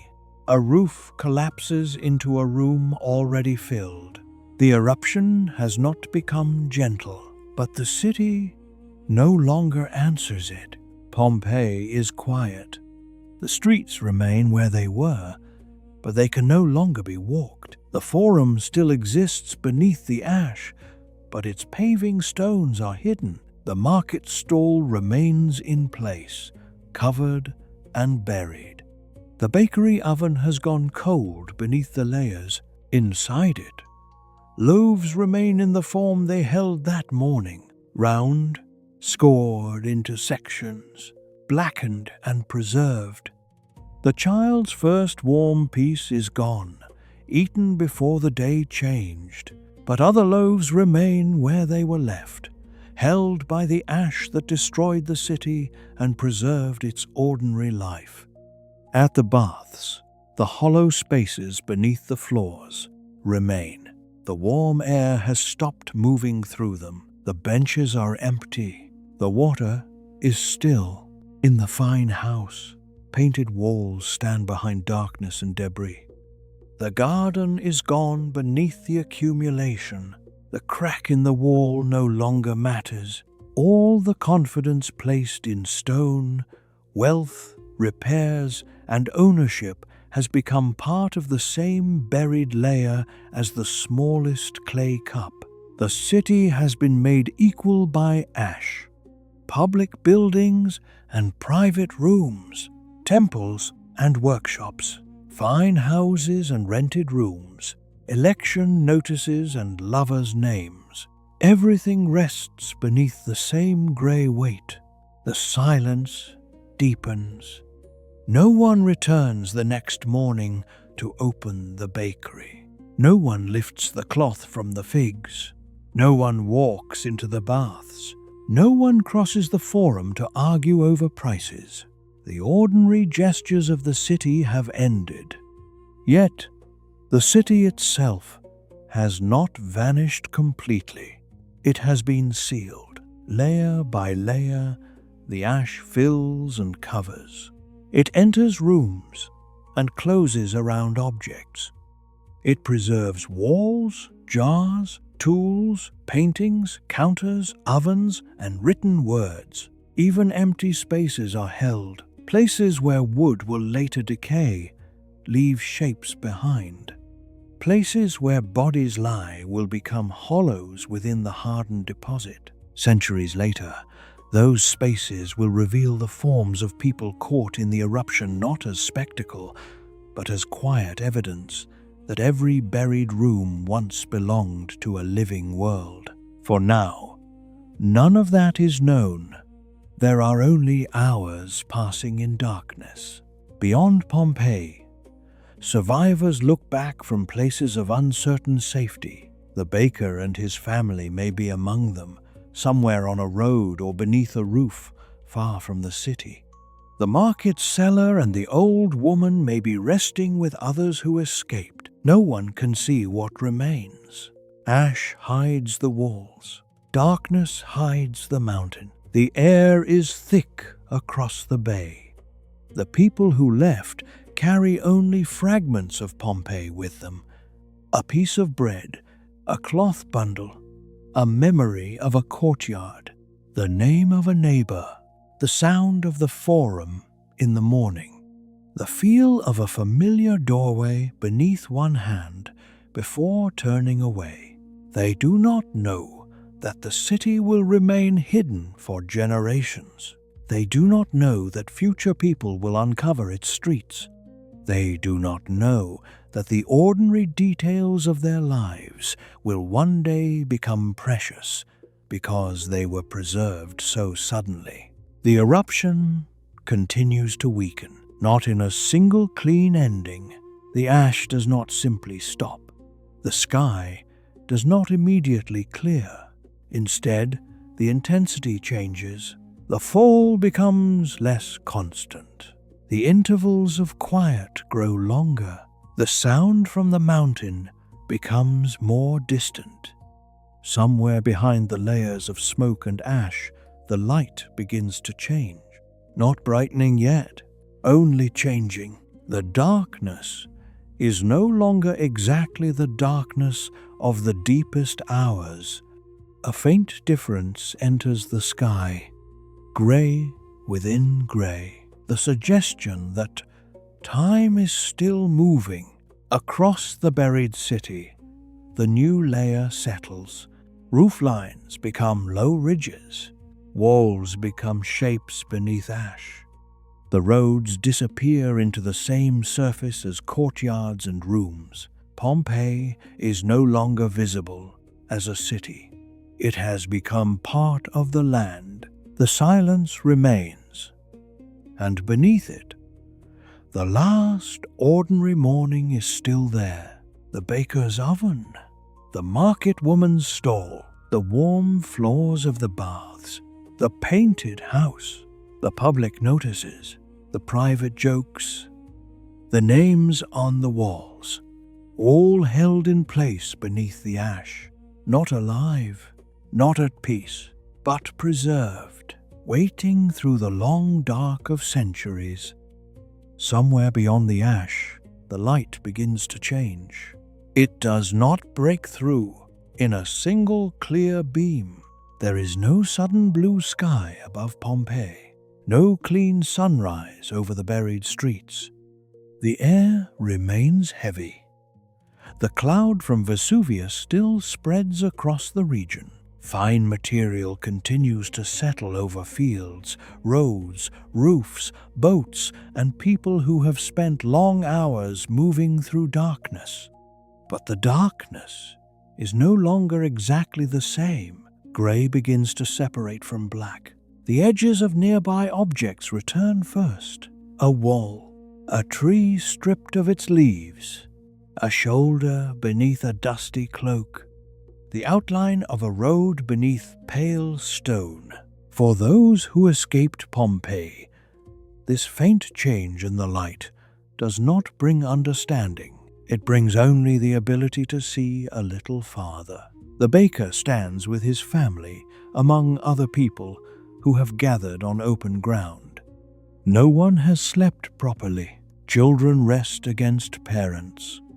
Adults sit with their backs to low walls or lie wrapped in cloaks that have turned grey. Water is passed carefully from hand to hand. The last pieces of bread are divided into portions smaller than anyone would have considered the day before. The baker's younger child wakes in his mother's arms.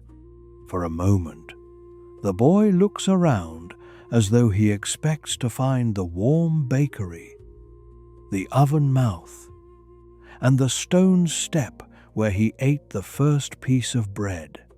Instead, he sees tired strangers and a colorless landscape. He asks where their house is. The baker looks towards the place where Pompeii should be. Nothing familiar can be seen. The city lies behind darkness, distance, and falling ash. He tells the child that they cannot return yet. It is the only answer he has. The older child holds the empty water jar in her lap. She runs one finger along its rim, tracing the dried clay as though the simple shape can steady her. Their mother watches the changing light. She does not ask when they will go home. Nearby, people begin speaking in quiet fragments. They exchange names. They ask who has been seen. They describe the roads they took, the houses they left, the relatives who chose to remain. Some believe the worst has passed. Others say the mountain is still active. A man insists that Pompeii's walls will have protected the city. A woman says she saw roofs collapsing before she escaped. No one has enough information to correct the others. Rumor becomes a way to fill the space where certainty should be. Farther along another road, the market seller remains beside the elderly woman. They have found temporary shelter with a group beneath the remains of a farm structure. One side of the roof has fallen, but the other still stands. The seller sits close to the old woman and rubs warmth back into her hands. Their basket is gone. The figs are gone. The oil, bread, and small household figure have been left somewhere on the road behind them. The old woman asks whether the market will open again. The seller does not answer immediately. She thinks of the forum in the morning, the columns, the voices, the cloth over her stall, the 3 figs placed aside, the ordinary certainty that the same work would continue the next day. She says that they will wait and see. The old woman nods. It is not agreement, it is exhaustion. Around them, the landscape slowly emerges. Fields are coated in ash. Vines bend beneath the weight. Paths have been altered by deposits that hide their edges and fill their hollows. The familiar world has not disappeared everywhere, but it has become difficult to recognize. Direction itself feels uncertain when landmarks are concealed.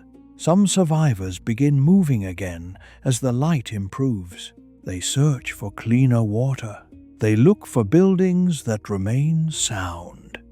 They travel towards towns and villages farther from Vesuvius, carrying whatever names, memories, and objects remain with them. Others stay where they are and wait. They are afraid that movement will take them closer to danger.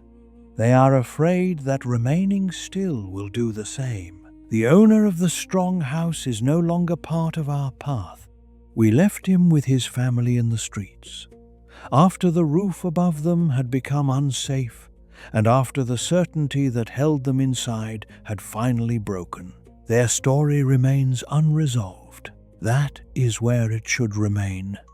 The archaeological city will one day offer evidence of many lives, many movements, and many final decisions. But our three companions are not names taken from the dead. They are imagined from the ordinary people who lived here, created only so we could walk beside the city without pretending to know the private thoughts of those whose final moments were real. So the man and his family are left beyond the lamplight, not used for horror, not given an invented ending, only remembered as one household among many that had to choose between walls and roads while the world changed around them. The light continues to alter behind the cloud. Perhaps the sun is rising. Perhaps it has been above the ash for hours. Time has lost its ordinary shape. What matters is that people can begin to see one another again. They can see the pale ground. They can see the direction of the bay. They can see that Pompeii is no longer visible. The city has not moved. The mountain has not carried it away. The roads still lead towards it, but the place itself has been covered so completely that distance turns burial into disappearance. Where roofs once formed a dense pattern, there is now a low and uneven surface. Where the forum opened beneath the sky, ash lies across columns, statues, paving, and stalls. Where people once entered houses through painted doorways, the lower walls are enclosed. The city remains below. Its silence begins. In the days that follow, survivors will have immediate needs more urgent than memory. Water, food, shelter, relatives, information, a place to sleep without listening for another tremor. The eruption has affected more than Pompeii. Towns, villas, farms, and communities around Vesuvius have been struck in different ways. Roads are blocked, crops are buried, buildings have fallen, families are scattered. The disaster cannot yet be understood as history.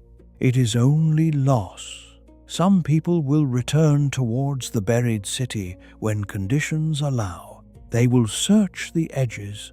They will look for belongings. They will try to understand where streets and buildings lie beneath the new surface. The upper parts of some structures may remain visible for a time. Tunnels may be cut. Objects may be recovered. But the city as a functioning place will not rise again. Pompeii's daily rhythm has ended. There will be no next market morning, no next heating of the baths, no next opening of the bakery shutters. The people who survived will carry those rhythms elsewhere, into other towns and other lives. A baker may light another oven. A market woman may arrange fruit on another counter. A child may grow older remembering the morning when stone fell from the sky. Memory will continue even when the streets cannot. Then memory itself will begin to thin. Years pass.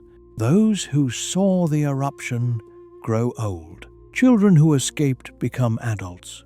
Their descriptions become family stories. The shape of the old city fades beneath soil. Vegetation, weather, farming, and the work of later generations. Vesuvius remains. Its slopes change, plants return, roads alter. New communities grow around the bay. The buried city stays where it has always been, sealed beneath layers that separate one age from another. Seasons pass over it. Rain falls. Sun warms the ground. Roots enter the upper soil. People cross parts of the land without seeing the rooms below. Beneath their feet, painted walls remain in darkness. The forum waits beneath the fields. The bakery waits. The oven. The mills. The counter. The rooms above the shop. The bathhouse waits with its hollow heated floors. The fine houses wait with gardens that no longer receive rain. Jars remain where they fell. Lamps remain on shelves. Graffiti remains on plaster. The city does not know that time is passing. A century above ground is only silence below. Then another. Empires change. Languages shift. Roads are rebuilt. Faiths, rulers, borders, and names replace one another across the surface of the world. Pompeii remains still. Its preservation is not perfect. Walls weaken. Wood decays. Roofs fail. Pressure alters rooms. Water enters some places. People disturb others. Yet enough survives to hold the texture of an ordinary Roman city in a way almost nowhere else can. Not only temples and public monuments, not only statues and inscriptions praising important men, but ovens, counters, bedrooms, cooking pots, water pipes, scratched jokes, painted gardens, workshops, food, the marks of wheels in streets, the names of people who expected no future reader. For many centuries, most of this remains out of sight.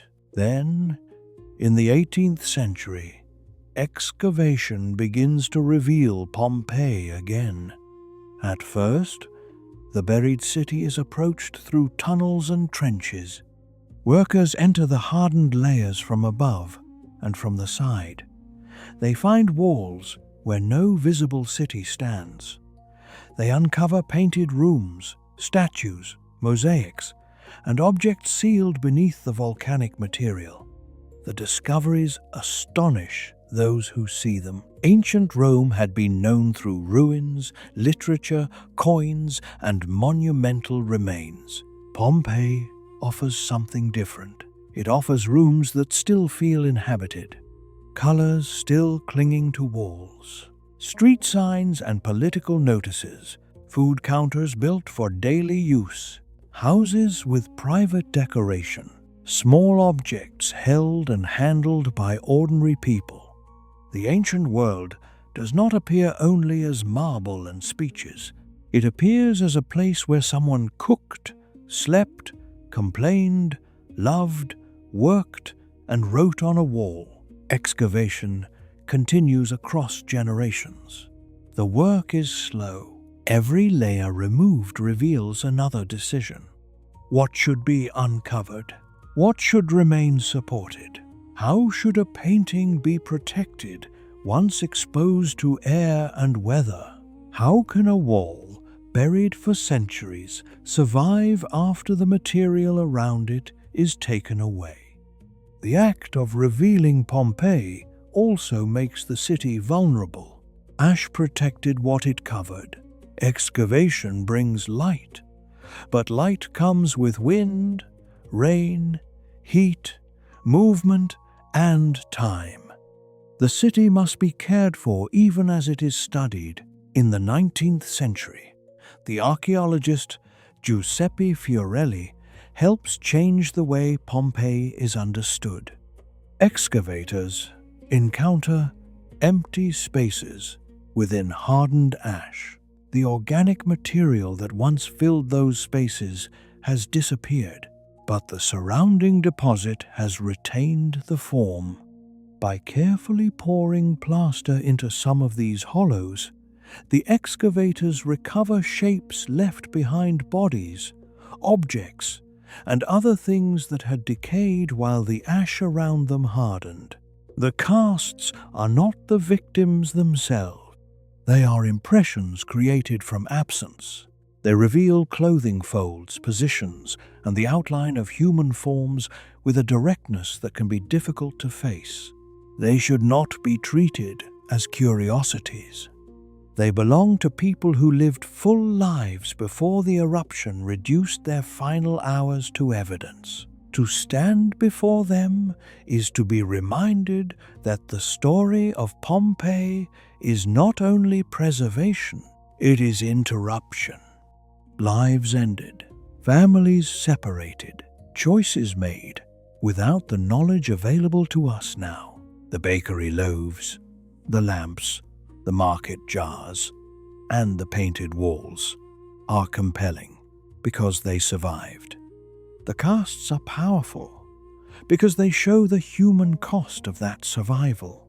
The city gives both daily life and disaster, beauty and loss, information and silence. As more streets are uncovered, Pompeii begins to regain its map. The Forum returns to daylight. Houses receive names, often based on paintings, mosaics, objects, or inscriptions found within them. The baths open again, no longer warm, but visible. The bakeries reveal mills and ovens.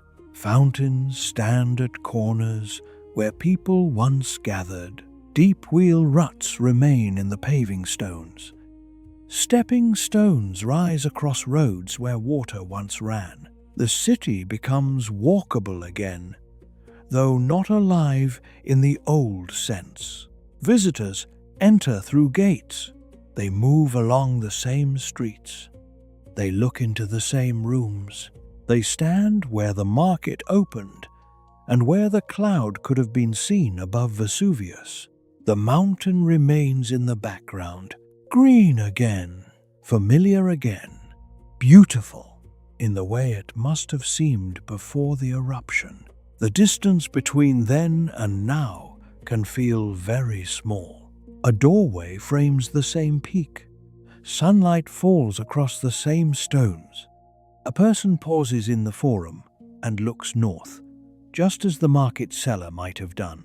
But the silence is different. Modern footsteps pass through a city whose original voices are gone. The walls cannot explain themselves.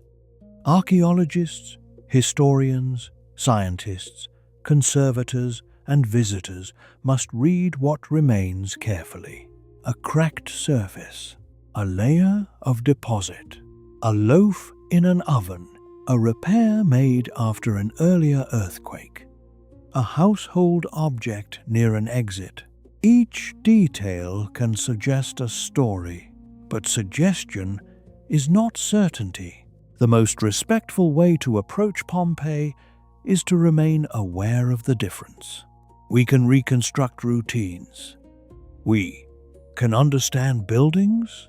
We can study the sequence of the eruption. We can trace movement and compare layers. But we cannot know every thought. We cannot turn every room into a perfect narrative. The buried city offers evidence, not complete answers. That uncertainty is part of its power. It allows the people of Pompeii to remain more than characters in a disaster. They were bakers, traders, children, craftspeople, householders, laborers, enslaved people, visitors, officials, servants, and neighbors. They belong to a living city before they belong to history. The changing light that followed the eruption did not reveal this meaning at once. For the survivors, it revealed only a ruined landscape and an uncertain future.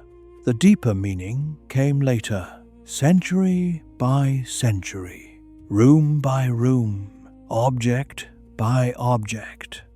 Pompeii became a place where time seemed to have paused, though time never truly pauses. It leaves traces, it alters, It covers, it uncovers, it turns an ordinary piece of bread into evidence. It turns a market wall into a voice. It turns the faint impression of a body into a responsibility to remember. Now let the changing light move gently across the buried city. From the first grey after the eruption, through seasons and centuries, through darkness underground, through the careful opening of rooms, until sunlight returns to the paving stones. The day has passed, the city remains, and what the ash kept is waiting for us in the quiet. Let us return once more to the morning, not to the eruption, not to the darkness, to the hours before them. The sky is pale above Campania.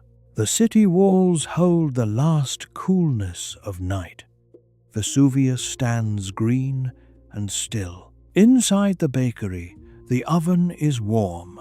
A child waits barefoot on the stairs for the first piece of bread. The baker tears it open. Steam rises. The boy holds it carefully until it cools. That small moment leaves no inscription. No official record preserves it. No historian writes down the child's name. Yet a bakery in Pompeii can still show us how bread was made, how mills were arranged, how an oven was built, and how ordinary work began before dawn. From those surviving details, imagination approaches the morning, not to claim certainty, only to restore a little warmth to the stone. Move now to the forum. The market seller arranges figs beneath the light.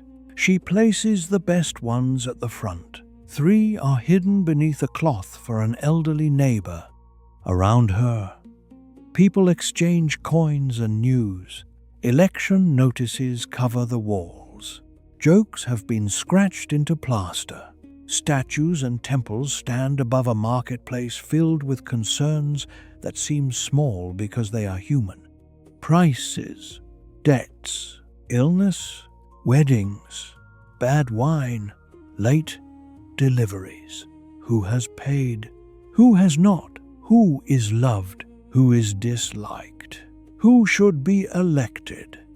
These are not distractions from history. They are history. The eruption is the reason Pompeii was preserved. But the city matters because of the life that came before it. Continue through the warm streets. Enter the baths. The floor holds heat from the hidden chamber below. Voices echo through steam. The man from the fine house moves slowly between rooms, certain that the day ahead will resemble the day behind him. At home, a crack runs across the courtyard wall. He has seen it many times. It is old damage from an earlier earthquake. He trusts the wall because it has remained standing. He trusts the house because it belongs to him. He trusts routine because routine has carried him safely through every previous morning. There is nothing foolish in that. People build their lives. Upon repetition, the door opens, the roof remains, the street returns, the mountain stands, until one day it does not. In the modern ruins of Pompeii, you can walk past thresholds worn by feet that never imagined yours. You can see marks left by wheels. You can look into kitchens where no meal has been prepared for nearly 2,000 years. Painted gardens remain on interior walls, creating permanent green spaces inside houses whose real plants vanished long ago. Small household shrines remain in corners. Counters open onto streets. Water fountains stand where jars were filled. The details make the distance collapse. Ancient people stop feeling completely ancient. Their tools are different. Their society is different. Their world contains injustices, customs, beliefs, and hierarchies far removed from ours. Yet the shape of ordinary attention feels familiar. A parent saving food for a child, a seller remembering an elderly neighbor, a homeowner delaying a repair, someone writing a joke where others will read it, someone complaining about service, someone campaigning for office, someone entering a bathhouse to escape the heat and noise of the day. The ash kept these things, not as complete stories, as fragments, and fragments ask us to listen more carefully. The preserved city is often described as frozen in time. The phrase is useful, but not entirely true. Pompeii was not frozen.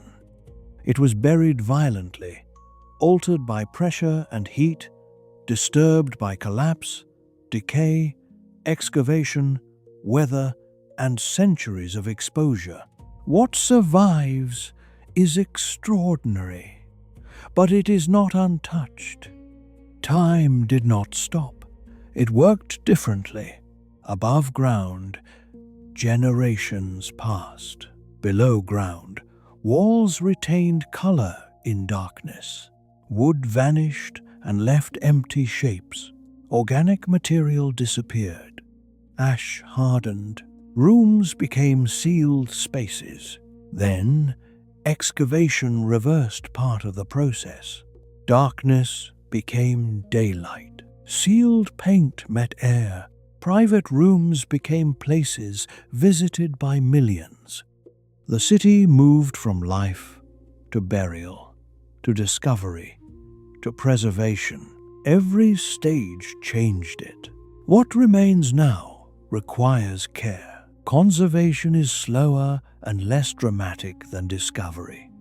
It involves drainage, shelter, documentation, structural support, cleaning, monitoring, and difficult choices about what can safely remain open. A wall uncovered is a wall exposed. A painting revealed is a painting at risk. The responsibility created by Pompeii continues. The city is not only a gift from the past, it is work in the present. Still, tonight, you do not need to remain with that work. You have walked far enough. You entered before dawn. You stood outside the walls while the city slept. You followed the first oven light. You moved through the market. You listened to water in the baths. You watched the cloud rise over Vesuvius. You felt the first grains settle. You saw people choose between home and road. You left the final surge at a distance. You waited through the silence, and you watched the buried streets return slowly to light. The journey can begin to close now. Imagine that you are standing in Pompeii at the end of a quiet, modern day. The visitors have gone. Their footsteps fade beyond the gate. The stones hold the last warmth of the sun. Shadows lengthen beneath columns and across doorways. Vesuvius rests beyond the city, darkening against the evening sky. There is no eruption now, no falling pumice, no crowd moving towards the gates. Only the archaeological city and the soft air above it. Walk slowly through the forum.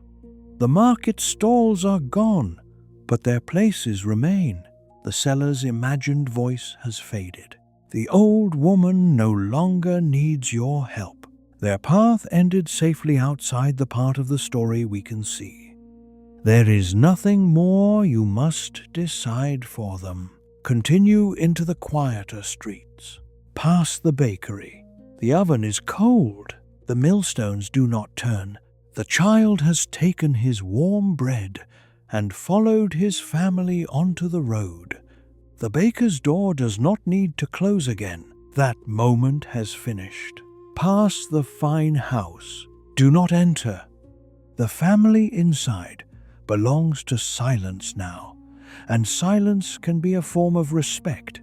Look only at the doorway, then continue. The evening deepens. The city around you becomes simpler as the light fades. Walls become shapes. Doorways become dark rectangles. Columns become pale vertical lines against the sky. Details withdraw.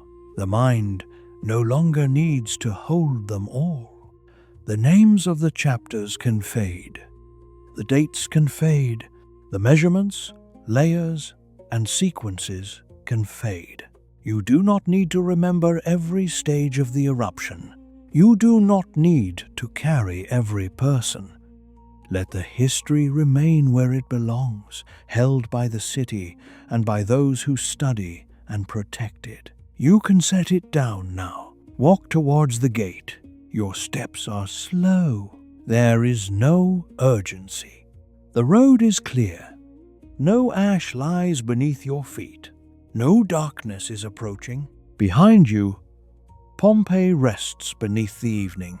Ahead, the air is open and cool. When you pass beyond the walls, do not look for the crowd that escaped. They are no longer waiting on the road. The baker and his family have moved beyond our story. The seller and the old woman have moved beyond it too. The imagined figures who guided you through the day can dissolve gently into the countless real people they were created to represent. You do not need to know where they went. It is enough that you walked beside them. Continue a little farther. The city lowers behind you. Vesuvius remains in the distance, but it no longer fills the sky. Night gathers over the bay. The first stars appear where the cloud once spread. The water is dark and calm. Lights begin to show along the modern shore, small and far away. Each one belongs to a room, a street, a person finishing a day. The ancient city and the living world rest beneath the same night. Breathe slowly. There is nothing falling now, nothing approaching. The ground beneath you is steady. Let your shoulders become heavy. Let the muscles around your eyes soften. Let your hands rest without holding anything. No basket, no lamp, no bundle of bread. Nothing must be carried farther. The story has reached its quietest place. Pompeii does not ask you to remain awake. Its streets have waited through centuries. They can wait without you. The bakery can remain dark. The forum can remain empty. The baths can remain cool. The painted rooms can rest behind their walls. The ash kept what it could. Archaeologists uncovered what they could. History remembered what it could. And what cannot be known can remain unknown. There is peace in allowing a story to keep some of its silence. Above the bay, night settles more deeply. The mountain becomes only an outline. The outline becomes part of the darkness. The darkness is not the darkness of the eruption. It is ordinary night, gentle night, the kind that arrives at the end of every day and asks nothing except that the world grow quiet. Let the ancient morning move farther away, the oven light dim, the market voices soften, the water in the baths becomes still. The column above Vesuvius dissolves into cloud, then into distance, then into memory. You are no longer standing inside the city. You are no longer walking the road. You are here, safe, in the quiet of your own night. The room around you can return only as much as you need it to. A pillow beneath your head, a surface supporting your body, air entering and leaving. Nothing else requires attention. Your breathing does not need to be changed, only noticed. In and out, A little slower if it wishes, a little softer. The story can continue without words now. Centuries pass, silently beneath closed eyes. Ash settles, soil gathers, roots grow, walls wait. A shovel touches stone, a painted room meets daylight. Footsteps return, then evening comes again. The gate closes, the city rests. Each image can appear and fade without effort. You do not need to follow it. Let it pass.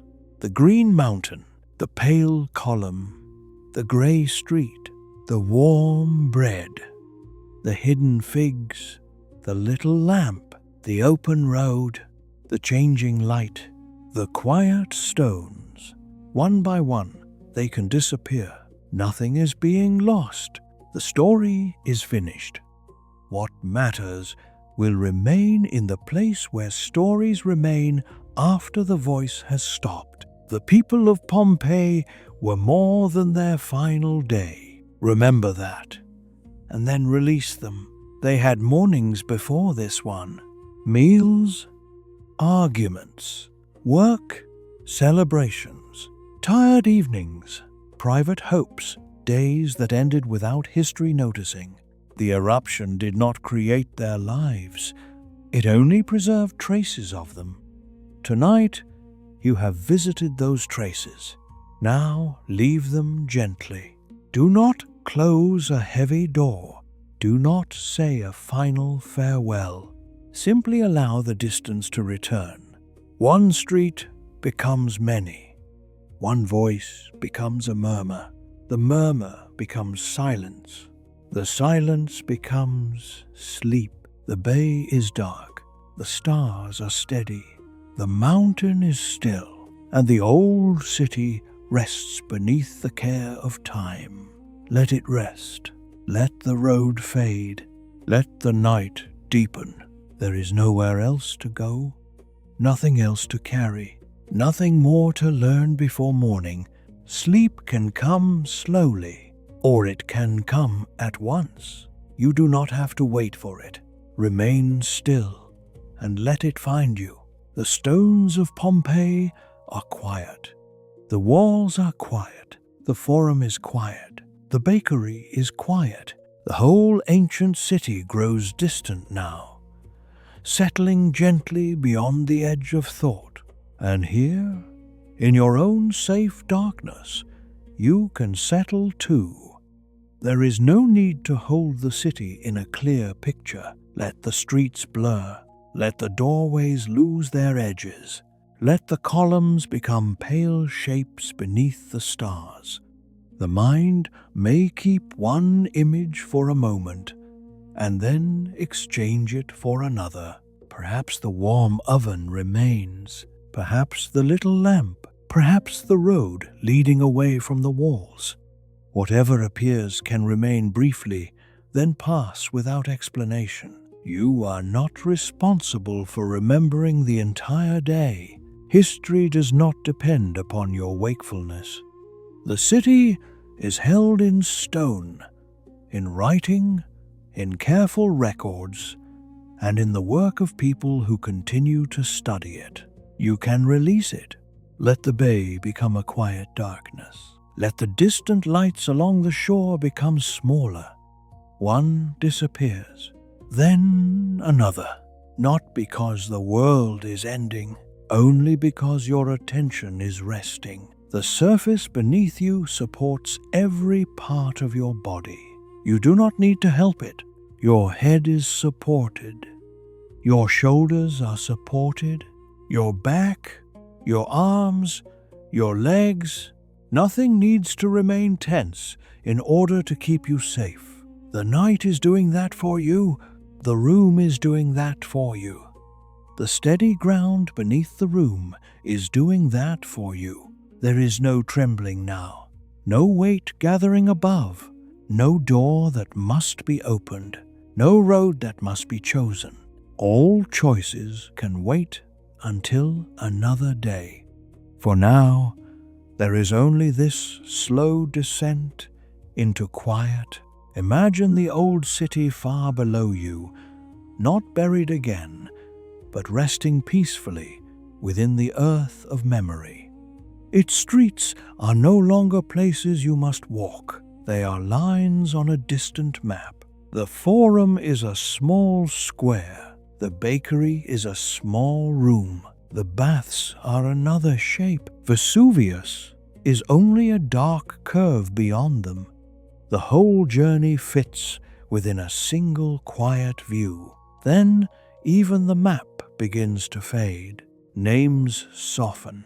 Pompeii, Vesuvius, Campania, the Bay of Naples. The words become sounds. The sounds become breath. And breath becomes silence. In and out. You may notice the pause after each breath. A small space where nothing is required. Rest there, not by holding the breath, only by noticing the natural stillness before the next one begins. The voice is farther away now. The city is farther away. The day is farther away. The last ordinary morning has completed its path through sunlight, ash, darkness, memory, and time. It cannot ask anything more from you. Let the imagined baker place the final loaf on the counter and step out of sight. Let the market seller fold the cloth over her stall. Let the old woman close her hand around nothing at all and rest. Let the family from the fine house remain beyond the doorway where we left them. No ending must be invented. No final scene must be watched. Some stories are treated most gently when the light is lowered before the last room. The light is lowering now. Not suddenly, a little at a time. The stone walls grow dim. The painted colors soften. The red becomes brown. The blue becomes gray. The gray becomes shadow. The shadow becomes night. The night is calm. It is an ordinary night, arriving after an extraordinary story. That ordinary darkness belongs to you. You can enter it without fear. The ash is long gone from the air around you. The mountain is far away. The people in the story belong to another age. Your own breath belongs to this moment. Stay with what is near, the quiet, the support beneath you, the cool or warm air touching your skin, the simple fact that you are here, safe enough to stop listening, safe enough to stop following, safe enough to sleep. If another thought appears, let it pass through like a traveler crossing the Forum at dawn. There is no reason to stop it, no reason to ask where it came from. It enters, it crosses, it leaves by another street. The square is empty again. If a sound reaches you from the room or beyond it, it can become part of the distance. A cart far outside the wall, water at a fountain, wind moving over the bay, then silence again. Nothing has to be perfectly quiet for sleep to come. Pompeii itself was never perfectly quiet before that day. Ovens crackled, people talked, animals moved in courtyards, water ran, sandals crossed stone. Ordinary life rested inside many small sounds. Your night can do the same. Let every harmless sound settle into the background. Let the background grow wide. Let yourself become still within it. The story is no longer moving forward. There is no next chapter, no next cloud, no next decision, only the slow unwinding of attention. The mind may return once more to the first morning. That is all right. See it from very far away now. A pale line of dawn, a small city, a green mountain, nothing more. Then allow a soft mist to cover the scene. Not ash, only distance. The kind of distance that gathers around old memories and dreams. The city disappears gently. The mountain disappears. The bay disappears. The entire ancient world moves beyond the edge of thought. You remain breathing, resting, no longer walking, no longer watching, no longer waiting for the sky to change. The sky above your own night is steady. Whether you can see it or not, it remains. The earth beneath you is steady. The hours ahead are opened. Sleep does not need to be earned by reaching the end of every thought. You may leave thoughts unfinished.